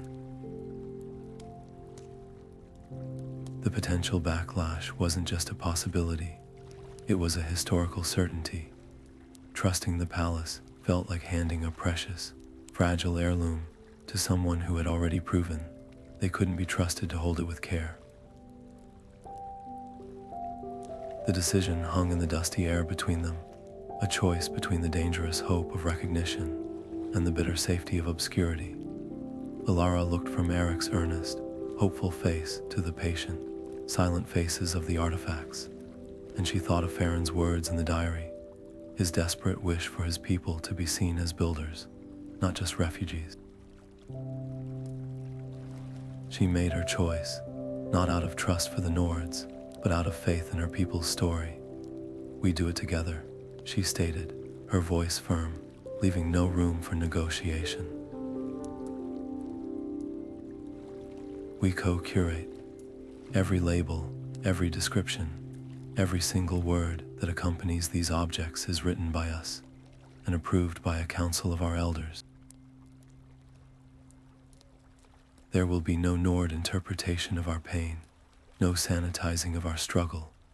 It is our narrative, told in our voice, or it does not happen at all. It was a monumental condition, a demand for absolute editorial control that no Nord scholar had ever ceded to an immigrant population. Eric, to his immense credit, understood the necessity instantly. He agreed without hesitation. The work began in a fervor of cautious optimism. They drafted a proposal in the Cornerclub's back room, a document that was a careful, delicate dance. It highlighted the artistry of the artifacts, the resilience of the culture, and acknowledged the challenges of integration without leveling direct accusations that would trigger immediate official rejection. They spoke of shared city history, of Dunmer stonemasons and Nord architects, framing the exhibit as a celebration of Windhelm's diverse foundations. But words, especially hopeful ones, have a way of escaping even the most secure rooms. A palace clerk, paid for his silence by a wealthy traditionalist landowner, made a copy of the proposal.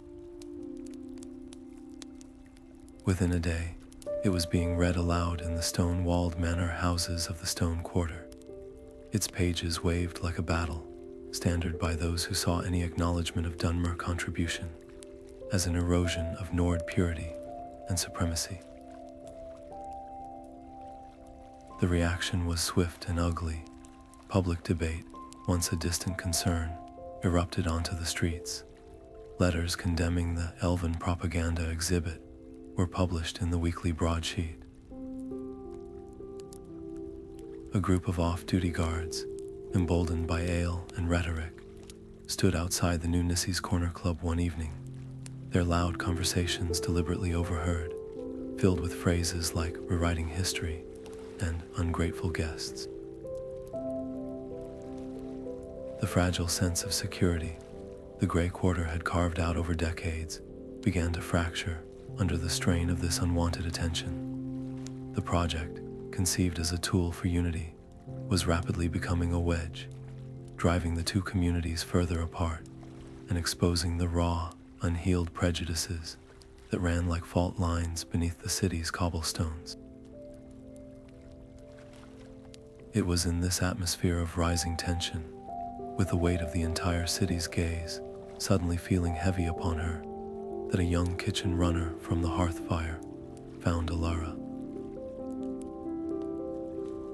The girl's face was pale, her eyes wide with a mixture of fear and excitement. She pressed a small, folded note into Alara's hand, her fingers trembling.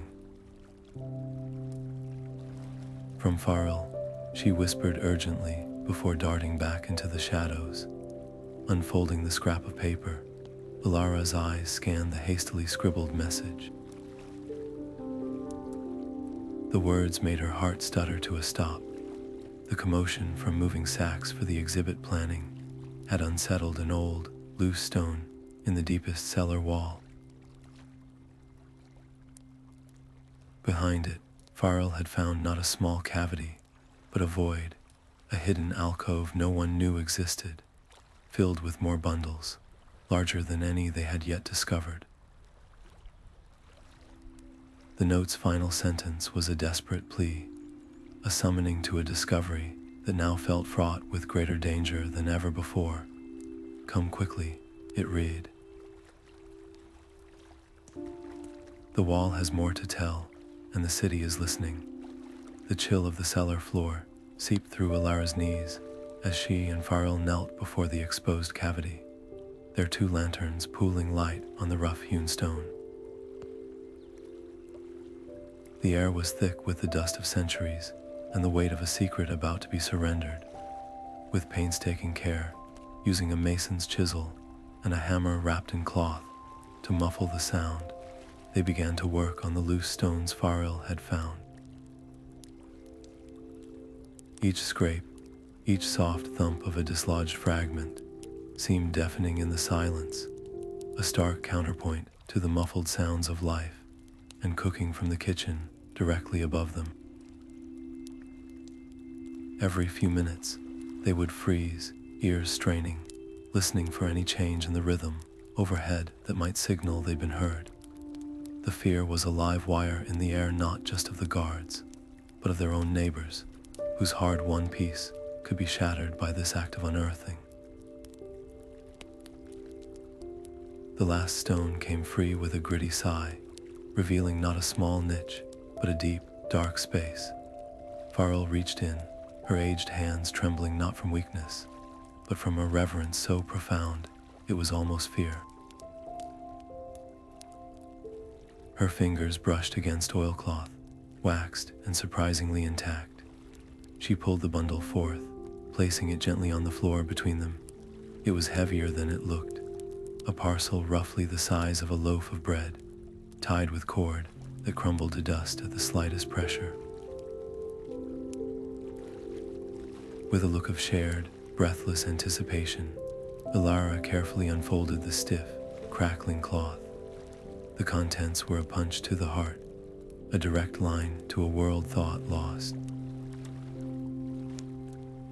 There were scrolls, their vellum remarkably preserved, the edges reinforced with delicate strips of leather. Unrolling one just enough to see, Elara's eyes traced the elegant, flowing script of formal Dunmer, not a historical account or a personal diary, but poetry. Lines about the glow of the fungus forests of Vivarden fell, odes to the spectral beauty of the ash storms at twilight.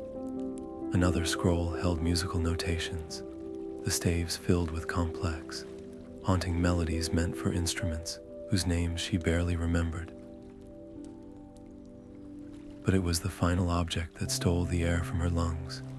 Nestled in the folds of cloth lay a silver amulet, its chain finely wrought, its centerpiece a distinctive, starkly beautiful symbol, the intertwined star of Azura.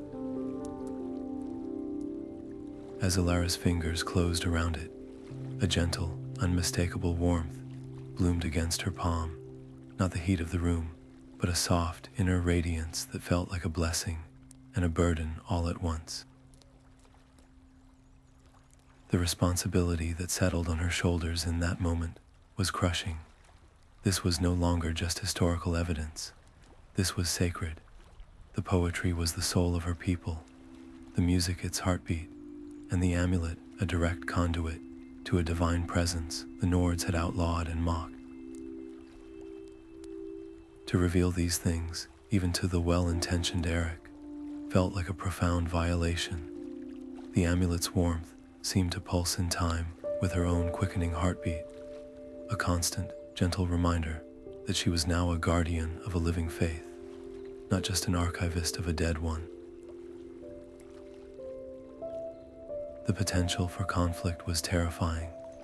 If the wrong Nord laid eyes on that symbol, it wouldn't be seen as an artifact.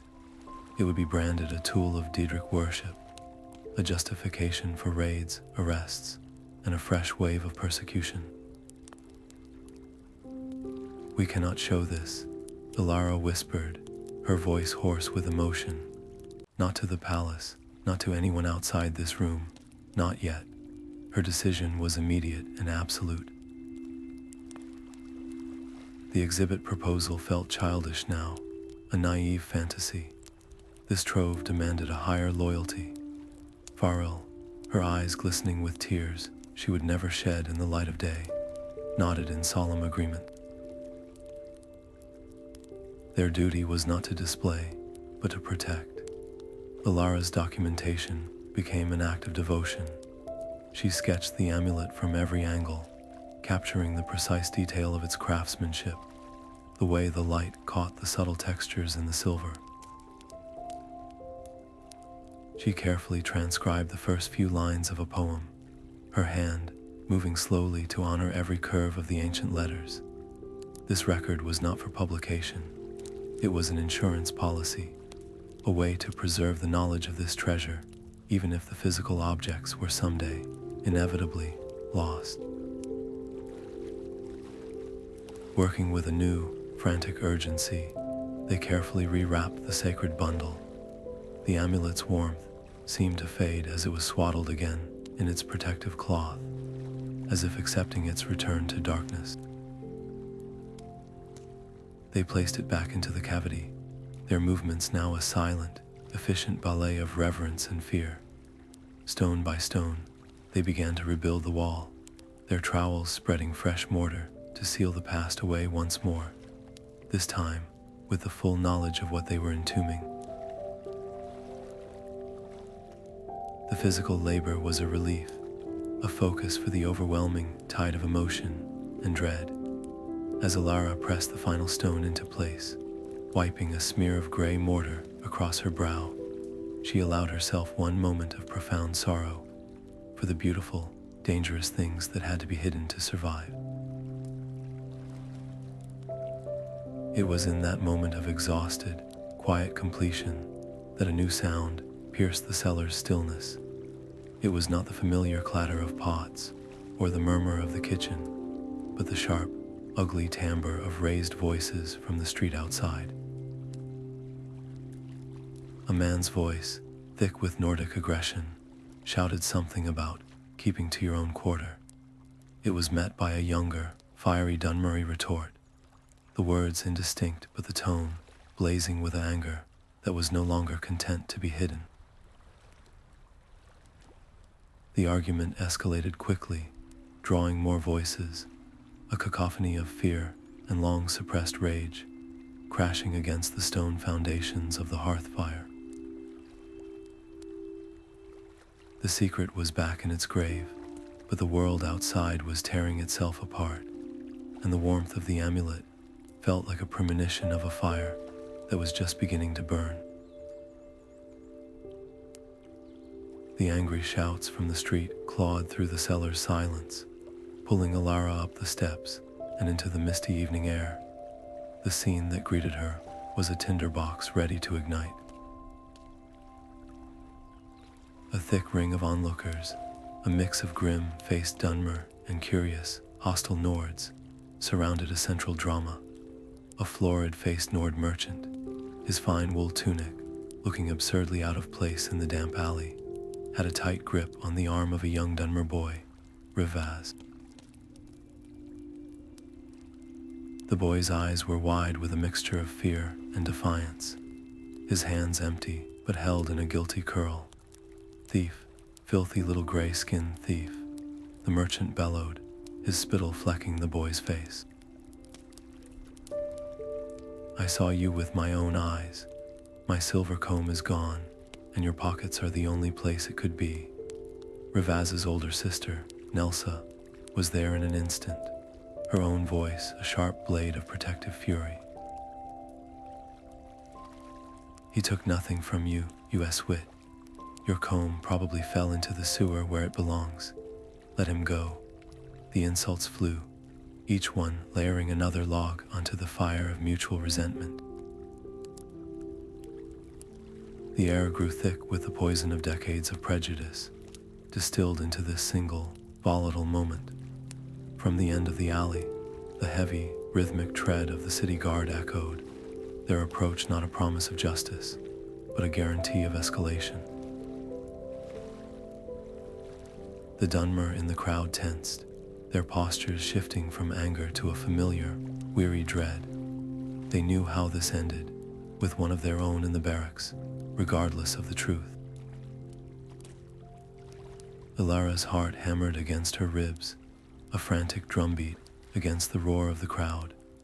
Every instinct told her to shrink back, to avoid the notice of the guards, to protect the fragile, secret work happening in the cellar below. But the sight of Rivaz's terrified face and the cold certainty of what would follow rooted her to the spot. She couldn't just document history, she had to step into its path. Taking a breath that felt like swallowing glass, she pushed her way through the ring of people, placing herself squarely between the red-faced merchant and the trembling boy. Her voice, when it came, was not a shout, but carried a strange, resonant calm that cut through the noise. "Sergio," she said, using the respectful term and deliberately meeting the merchant's furious gaze. "Your anger is understood. No one condones theft.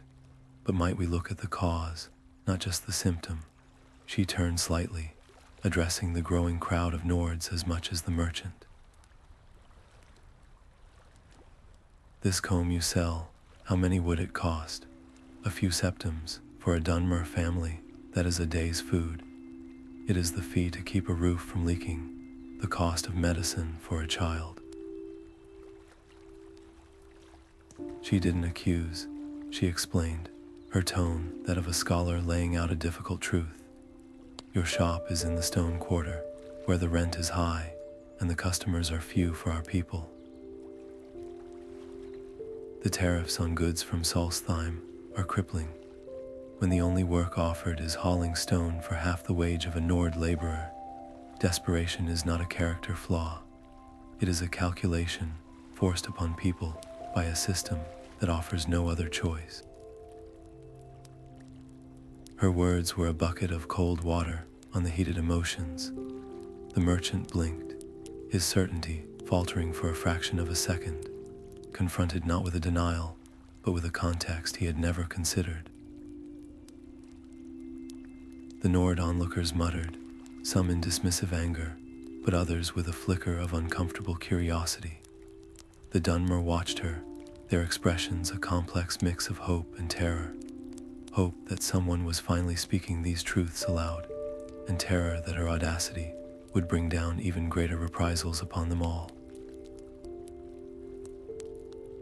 In that fragile, suspended moment, Alara made a choice that felt both incredibly naive and utterly necessary.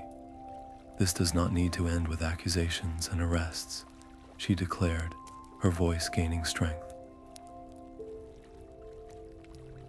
"It can begin with conversation. Let me help arrange a meeting. Bring your concerns to our community elders. Let us sit together, merchants and makers, and speak of trade that benefits all of Windhelm, not just those within the high walls."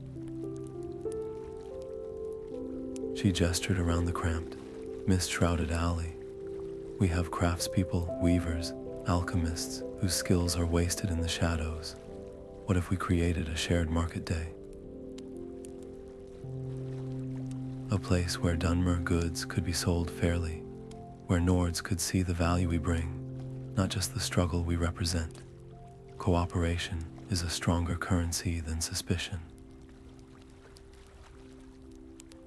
The tension did not vanish, but it shifted, stretched thin over the framework of this unexpected proposal.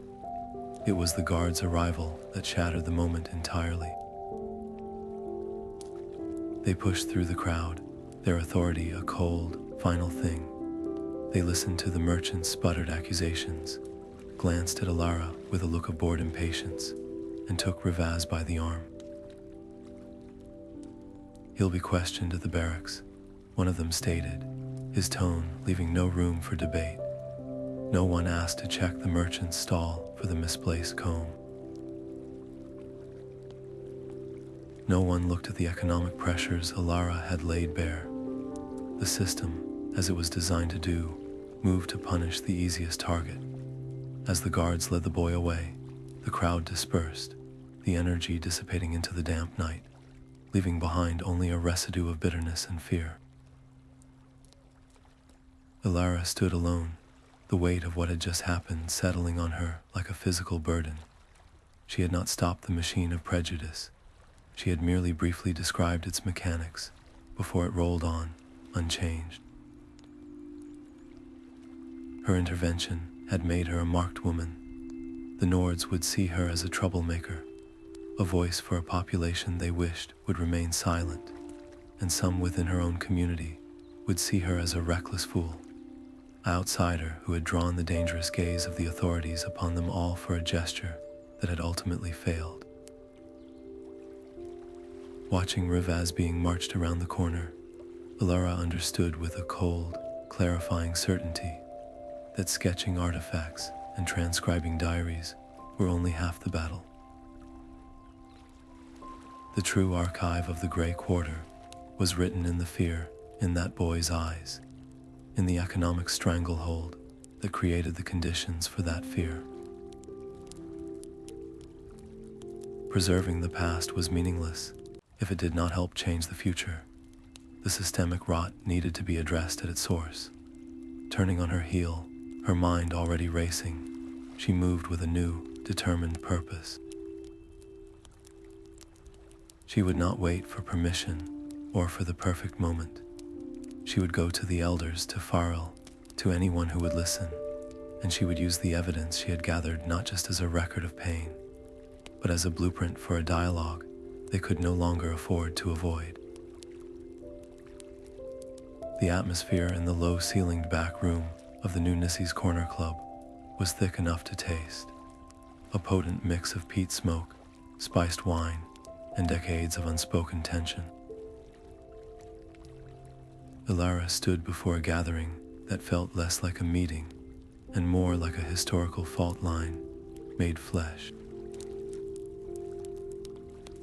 On one side of the rough-hewn table sat the Dunmer elders, their faces a topography of weary resilience. Farron, with her flour-dusted apron still tied around her waist, old Indril, whose knotted hands spoke of a lifetime hauling Nord cargo, and others whose names were synonymous with quiet endurance. On the other side sat the Nord officials, Eric, whose presence was a fragile thread of hope, and two stern-faced functionaries from the Jarl's court, their postures rigid in fine wool tunics, their expressions a careful mask of bureaucratic neutrality. Elara's heart hammered against her ribs, a frantic drum against the silence. She placed her hand-bound booklet and the translated pages of Farron's diary on the table between them. They looked impossibly small and fragile, these paper vessels carrying the weight of centuries. She began not with demands, but with evidence, her voice carefully measured to bridge the gap between scholar and advocate. She spoke of the official palace ledger Eric had found, its entries proving Dunmer stonemasons were paid from the Jarl's own coffers to rebuild the city's walls after the siege. She held up her detailed sketches of the hidden artifacts, the pottery, the banners, the smithing tools, explaining not just their beauty, but their cultural significance, the prayers woven into patterns, the ancestral magic tempered into metal. Then she turned to Farron's diary, reading his words aloud. She chose not the passages of raw pain, but the ones of heartbreaking hope, his plans for a school, his belief in a shared future.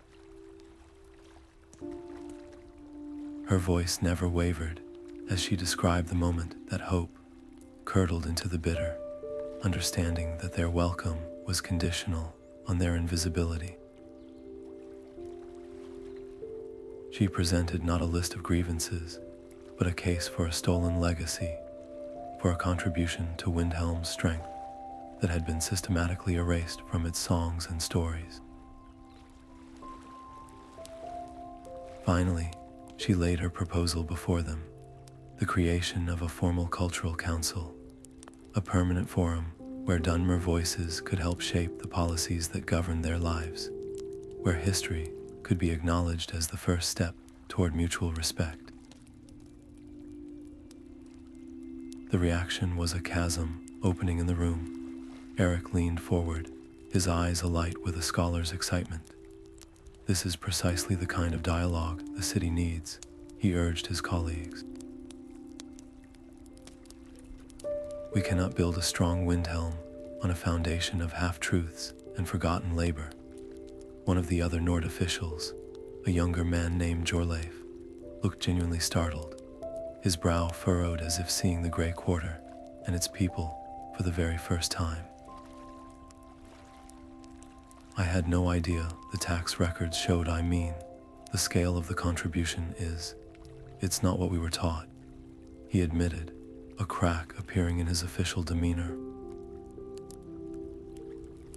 But the third Nord, an older man named Hemming with a beard like a thorny thicket, waved a dismissive hand, his voice a low rumble of condescension. "This is sentiment, not statecraft," he declared. "A handful of old receipts and some pretty drawings do not change the fact that the Jarl's law provides order and security for all. You speak of contributions, but we see only demands. Why dwell on the past? You have a roof and a purpose. Is that not enough?" From the Dunmer side, the responses were equally divided, a reflection of the community's own internal struggle. Old Indril slammed his palm on the table, making the ink pots jump. "He speaks true. This council will only give them a list of our names, a record of our troublemakers. They will use it to punish us, not to listen." But a younger weaver, her eyes burning with the same fire Elara had seen in the hearth fire, shot back, "And doing nothing has kept us safe, has it, safe in our poverty? Safe in our silence. I am tired of my children thinking their history is something to be whispered." Alara found herself in the eye of a storm she had helped create, pulled in both directions.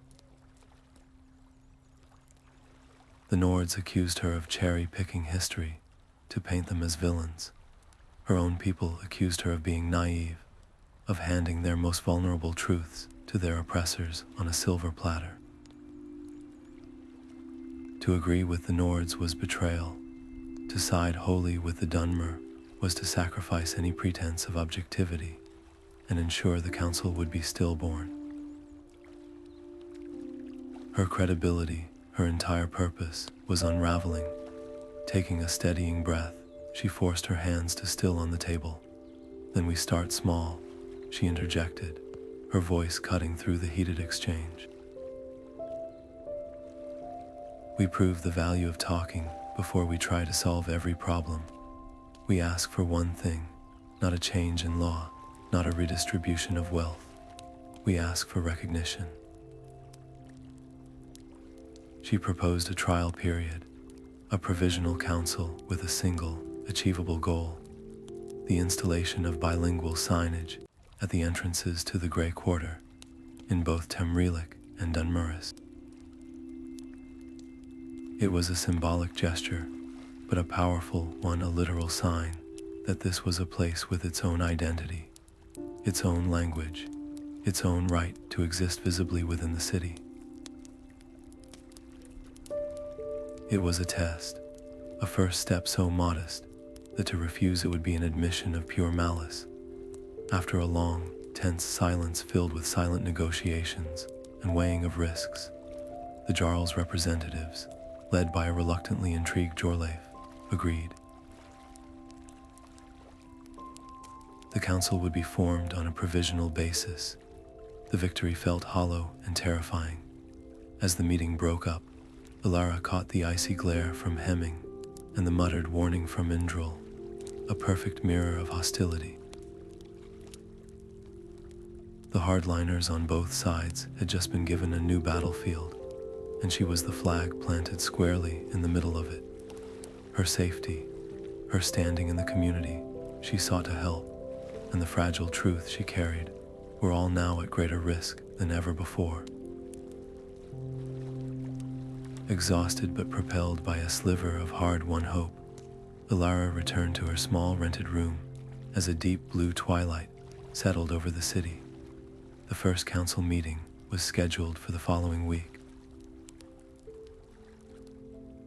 Her mind was already racing with strategies, with arguments, with ways to present the next piece of evidence to keep the fragile dialogue alive. She reached for her door, eager for the solitude to think, and her boot scuffed against a piece of parchment that had been slipped underneath. Assuming it was a note from Ravin about the booklet, she bent to pick it up, It was not his neat script. The message was crudely written, the letters jagged and angry, a brief and brutal promise that froze the blood in her veins. "Stop digging up dead things, Outlander," it read, "or we will bury you with them." The parchment fell from her numb fingers, the hopeful plans for the council evaporating in the face of this cold, clear threat. The crude letters seemed to bleed menace into the dim light of her room, each jagged stroke a promise of violence. "Stop digging up dead things, Outlander, or we will bury you with them." Elara's breath hitched, the parchment trembling in her hand. This was no vague warning, it was a direct threat, a clear signal that her search for truth had crossed a line and drawn the venom of those who profited from the city's silent divisions. Her first instinct was a cold, primal fear that coiled in her stomach, urging flight. The image of the road south, of putting Windhelm's brooding stone walls behind her, was a powerful and comforting fantasy. But as her pulse began to slow, another feeling rose to meet the fear, a profound, anchoring sense of duty. She thought of Farrell's hands on the loom, of Ravin's meticulous script, of the small, hopeful faces of the children listening to her stories. To run now would be to abandon them all, to confirm every bitter lesson they had ever learned about trust being a liability. Her work was no longer an academic pursuit. It was a thread woven into the fabric of their lives, and to pull it out would unravel something vital. Fear, she realized, was not something to be vanquished, but a fuel to be channeled. Letting the note fall to the table, she made a conscious decision to transmute its energy into action. Isolation was the enemy's goal. Her defense would be connection. Later that evening, under the pretense of sharing a meal, she sought out Eric at the new Gnisis Cornerclub. She didn't show him the note. To involve him directly would be an unconscionable risk, but she spoke in a new, urgent code. "My research has attracted some negative attention from those who prefer a simpler history," she said, her voice low, her eyes holding his. "It would be a great help if your own work at the palace could focus more publicly on the economic contributions we discussed, make our presence in Windhelm's history too visible to be easily erased." It was a request for him to become a shield, to use his Nord privilege, an academic, standing to draw fire away from the more vulnerable work happening in the Grey Quarter. Next, she went to the elders, not with a plea for protection, but with a strategy for collective resilience. In the hearthfire's warm, bustling kitchen, surrounded by the comforting smells of stew and baking bread, she laid out a simple plan. "We need more eyes and ears," she told Farrell and a few other trusted figures. "If strangers are seen asking questions or lingering where they don't belong, we should know immediately." Not with confrontation, but with awareness. This wasn't about forming a militia. It was about knitting a tighter web of community watchfulness, turning their closed-off district into a place where suspicious activity couldn't go unnoticed. The most sensitive documents, the original diary, her most detailed sketches, the translated poems from the hidden cache, were carefully wrapped in oilcloth. In the deepest hour of the night, she and Farrell sealed them inside a false-bottomed flour bin in the hearthfire's pantry, a place so ordinary and essential it was utterly invisible. Publicly, however, Alara refused to retreat an inch. If anything, she became more visible. She was seen sketching the architecture of the stone quarter, openly interviewing Nord shopkeepers about the history of their buildings, and continuing her sessions with the children in the hearthfire. Every public act was a silent declaration that she would not be intimidated into silence or exile. This defiant posture had an effect she hadn't fully anticipated. It galvanized the Dunmer community. Where there had been hesitation, now there was a hardened resolve. The threat against her was seen as a threat against them all, a confirmation that any attempt to rise above their designated station would be met with violence.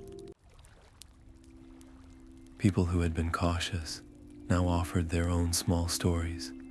Elders who had advocated for silence now nodded to her in the street with a new respect. She had become a focal point, a symbol of a resistance they hadn't known they could afford. This community rallying, however, was a beacon that shone in two directions. Just as it drew her people closer, it also drew the sharp, bureaucratic attention of the city guard. 2 uniformed officers arrived at her rented room the next day, their questions polite but pointed. They were investigating reports of threatening messages being circulated. Their inquiry felt less like an effort to protect her and more like an intelligence-gathering mission, a chance to assess the level of unrest in the Grey Quarter and identify its ringleaders. Elara played the part of a confused scholar, admitting she had received an unpleasant note, but dismissing it as the work of drunkards, downplaying its significance.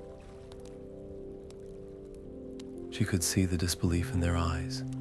Their presence was a stark reminder that the authorities were not her allies. They were merely another power to be navigated, one that viewed any disruption of the status quo as a problem to be managed. On the eve of the first Provisional Council meeting, the weight of it all pressed down on her. The fear, the responsibility, the hopes of an entire community resting on her ability to speak their truth to power. The walls of her small room felt like they were closing in, the air too thin to breathe. Needing a stillness that the Grey Quarter could not provide, she waited for the deepest part of the night and slipped through the fog-drenched streets to the forgotten cellar beneath the Temple of Talos.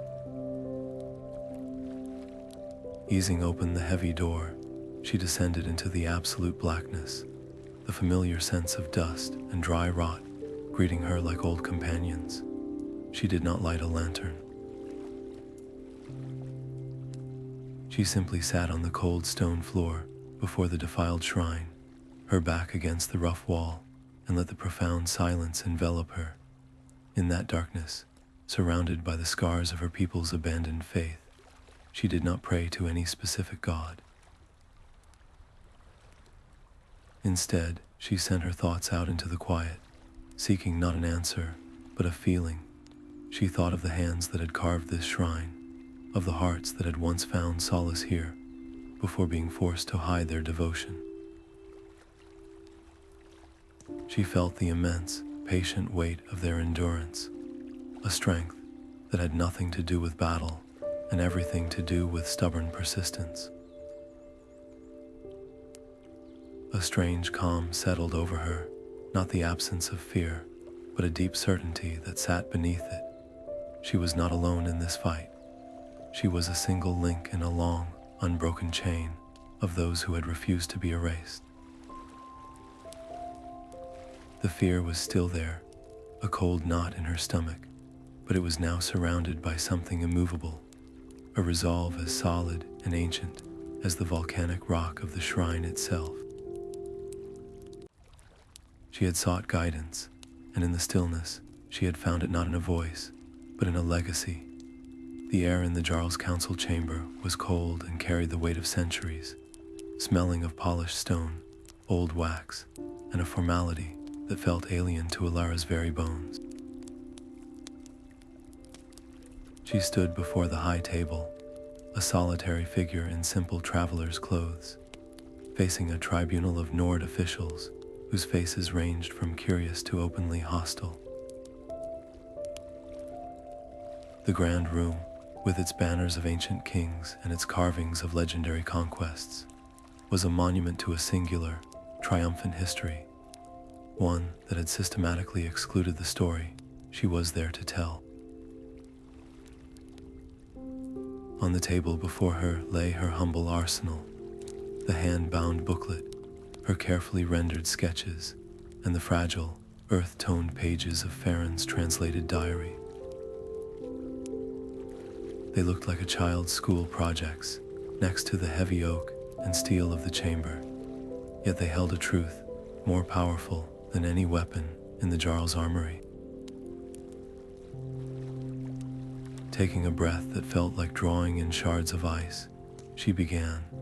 Her voice, though soft, did not waver. It found a resonance in the silent, judging space. She did not speak of grievances first. She spoke of craftsmanship. She held up her drawing of the Redoran pottery, explaining the significance of its geometric patterns, how each line was a coded prayer for safe journey, a language of hope etched in clay by refugees clinging to the memory of home. She presented the evidence of the smithing tools, not as simple implements, but as instruments of ancestral magic, their unique tempering techniques, a form of cultural wisdom that had built as much as it had repaired.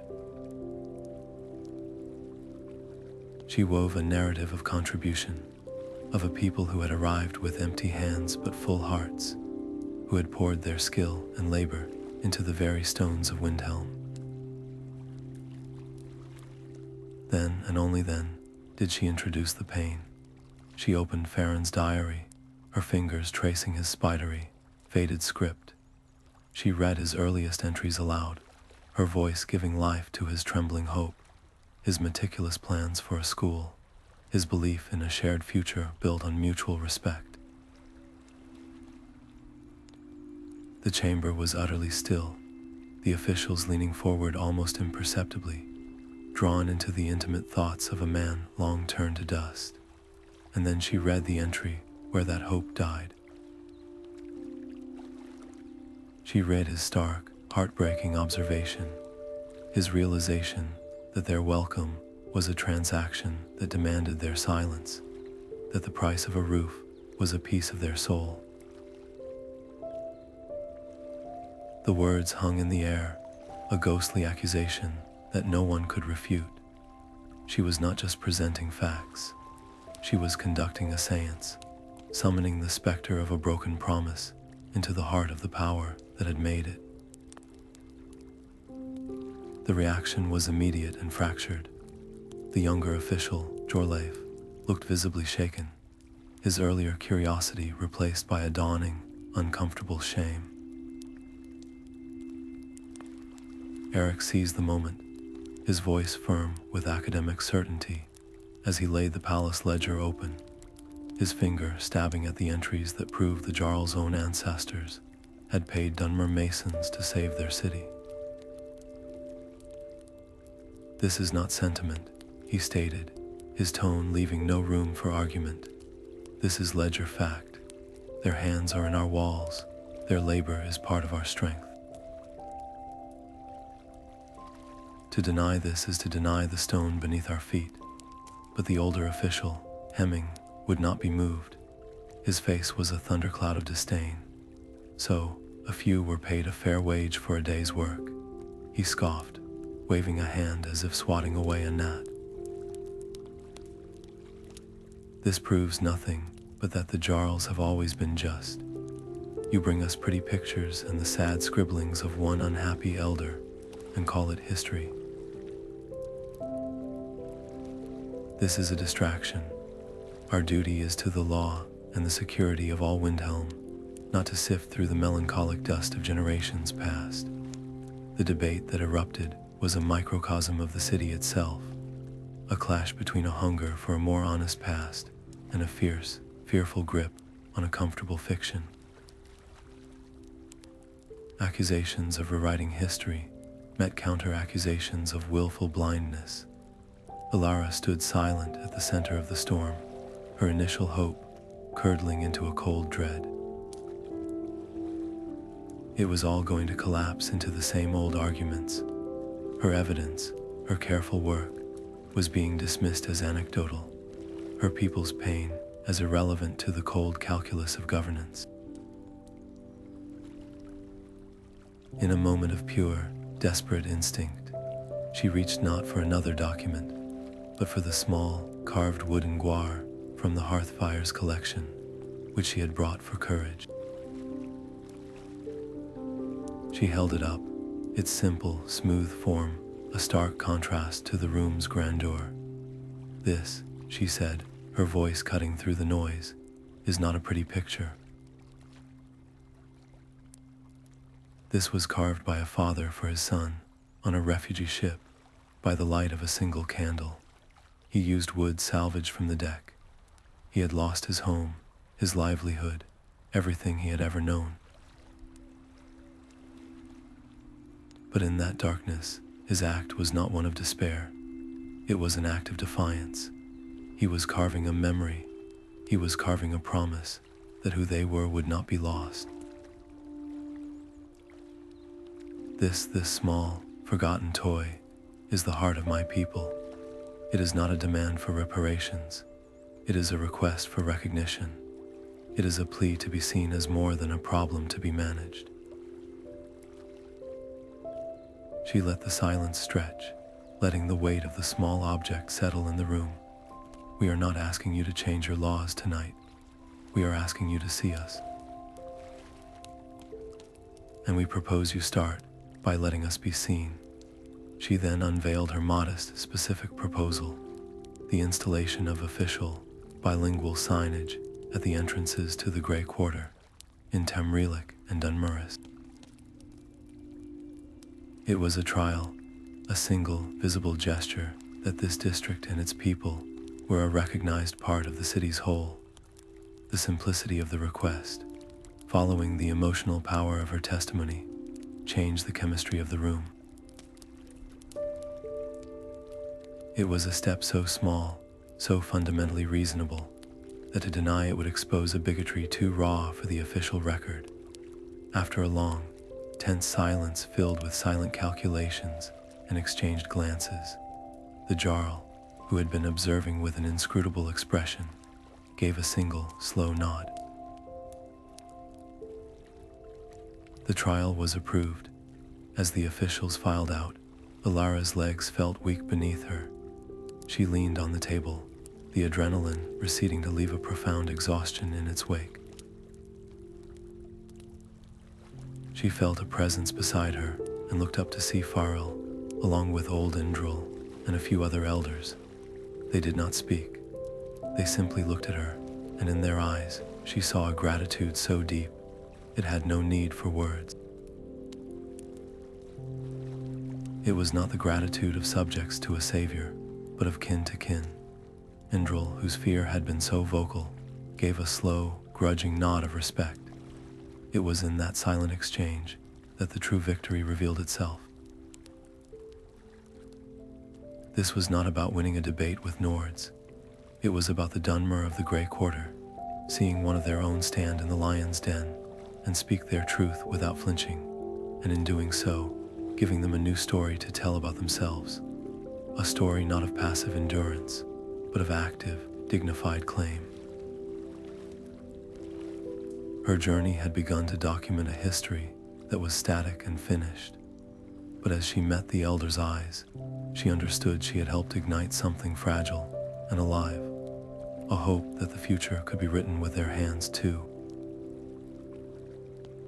The morning mist clung to the stones of Windhelm with a tenacity that felt familiar, a soft gray blanket muffling the usual sounds of the city's waking life. Elara stood with a small crowd of her people, their breath forming small clouds in the chill air, all eyes fixed on a single Nord stoneworker and his Dunmer apprentice. Together, they carefully positioned a new post at the archway, marking the entrance to their district. The post was sturdy, the wood fresh and pale against the soot-stained stone of the buildings. But it was the sign being affixed to it that held everyone's silent, rapt attention. The letters were carved deep and painted a stark, clean white.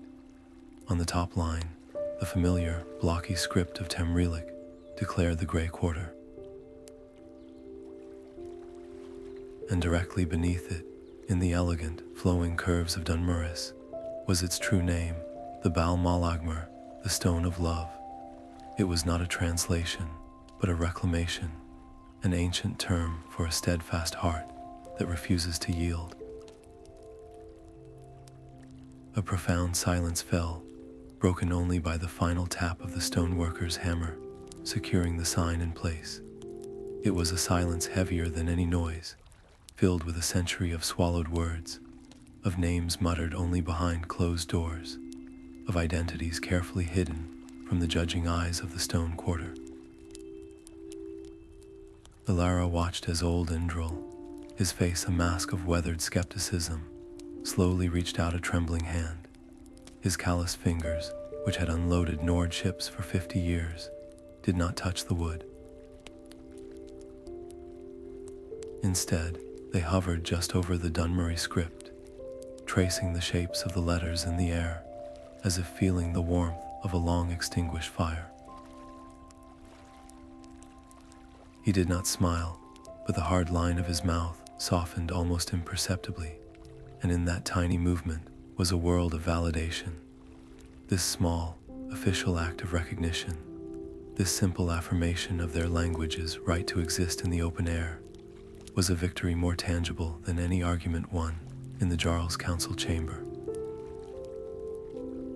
Alara felt the cold weight of the hidden amulet against her skin, a secret warmth beneath her tunic, and understood its lesson more deeply than ever. True change, like true faith, did not always need to be a blazing banner seen by all. Sometimes it was the quiet, patient warmth of a truth held close, a seed planted in the dark, fertile soil of a community's heart. The grand exhibit in the palace might never happen, and the systemic prejudices of Windhelm would not vanish overnight, but this sign was a root. It was a beginning. Her work was no longer a solitary quest. It had become a collective endeavor. She now sat each evening in the hearth fire with Ravin and a rotating group of young community scribes, their heads bent together over shared pages. They were compiling not just one booklet, but many, creating a living library of their stories to be copied and shared, ensuring that no single threat could ever erase their history again. The challenges, of course, had not disappeared. The crude threat slipped under her door was a chilling reminder that some preferred the old, oppressive silence. Patrols still moved through the district with a cold, suspicious air, and the economic pressures that had driven Ravaz to desperation remained a daily reality for many families. The dialogue she had started was a fragile sapling, and it would require constant nurturing to grow strong enough to withstand the harsh winds of Nord traditionalism. Yet, as she looked from the new sign to the faces around her, to Farrell's proud, tear-filled eyes, to the young scribe's determined expressions, Alara knew a quiet, steady pride. She had not solved all their problems. She had not vanquished their enemies, but she had handed them the tools to write their own names back into the story of Windhelm. The journey of healing for her people was long, and the road ahead was still shrouded in mist. But for the first time, they were walking it together, and they were finally starting to leave their own footprints.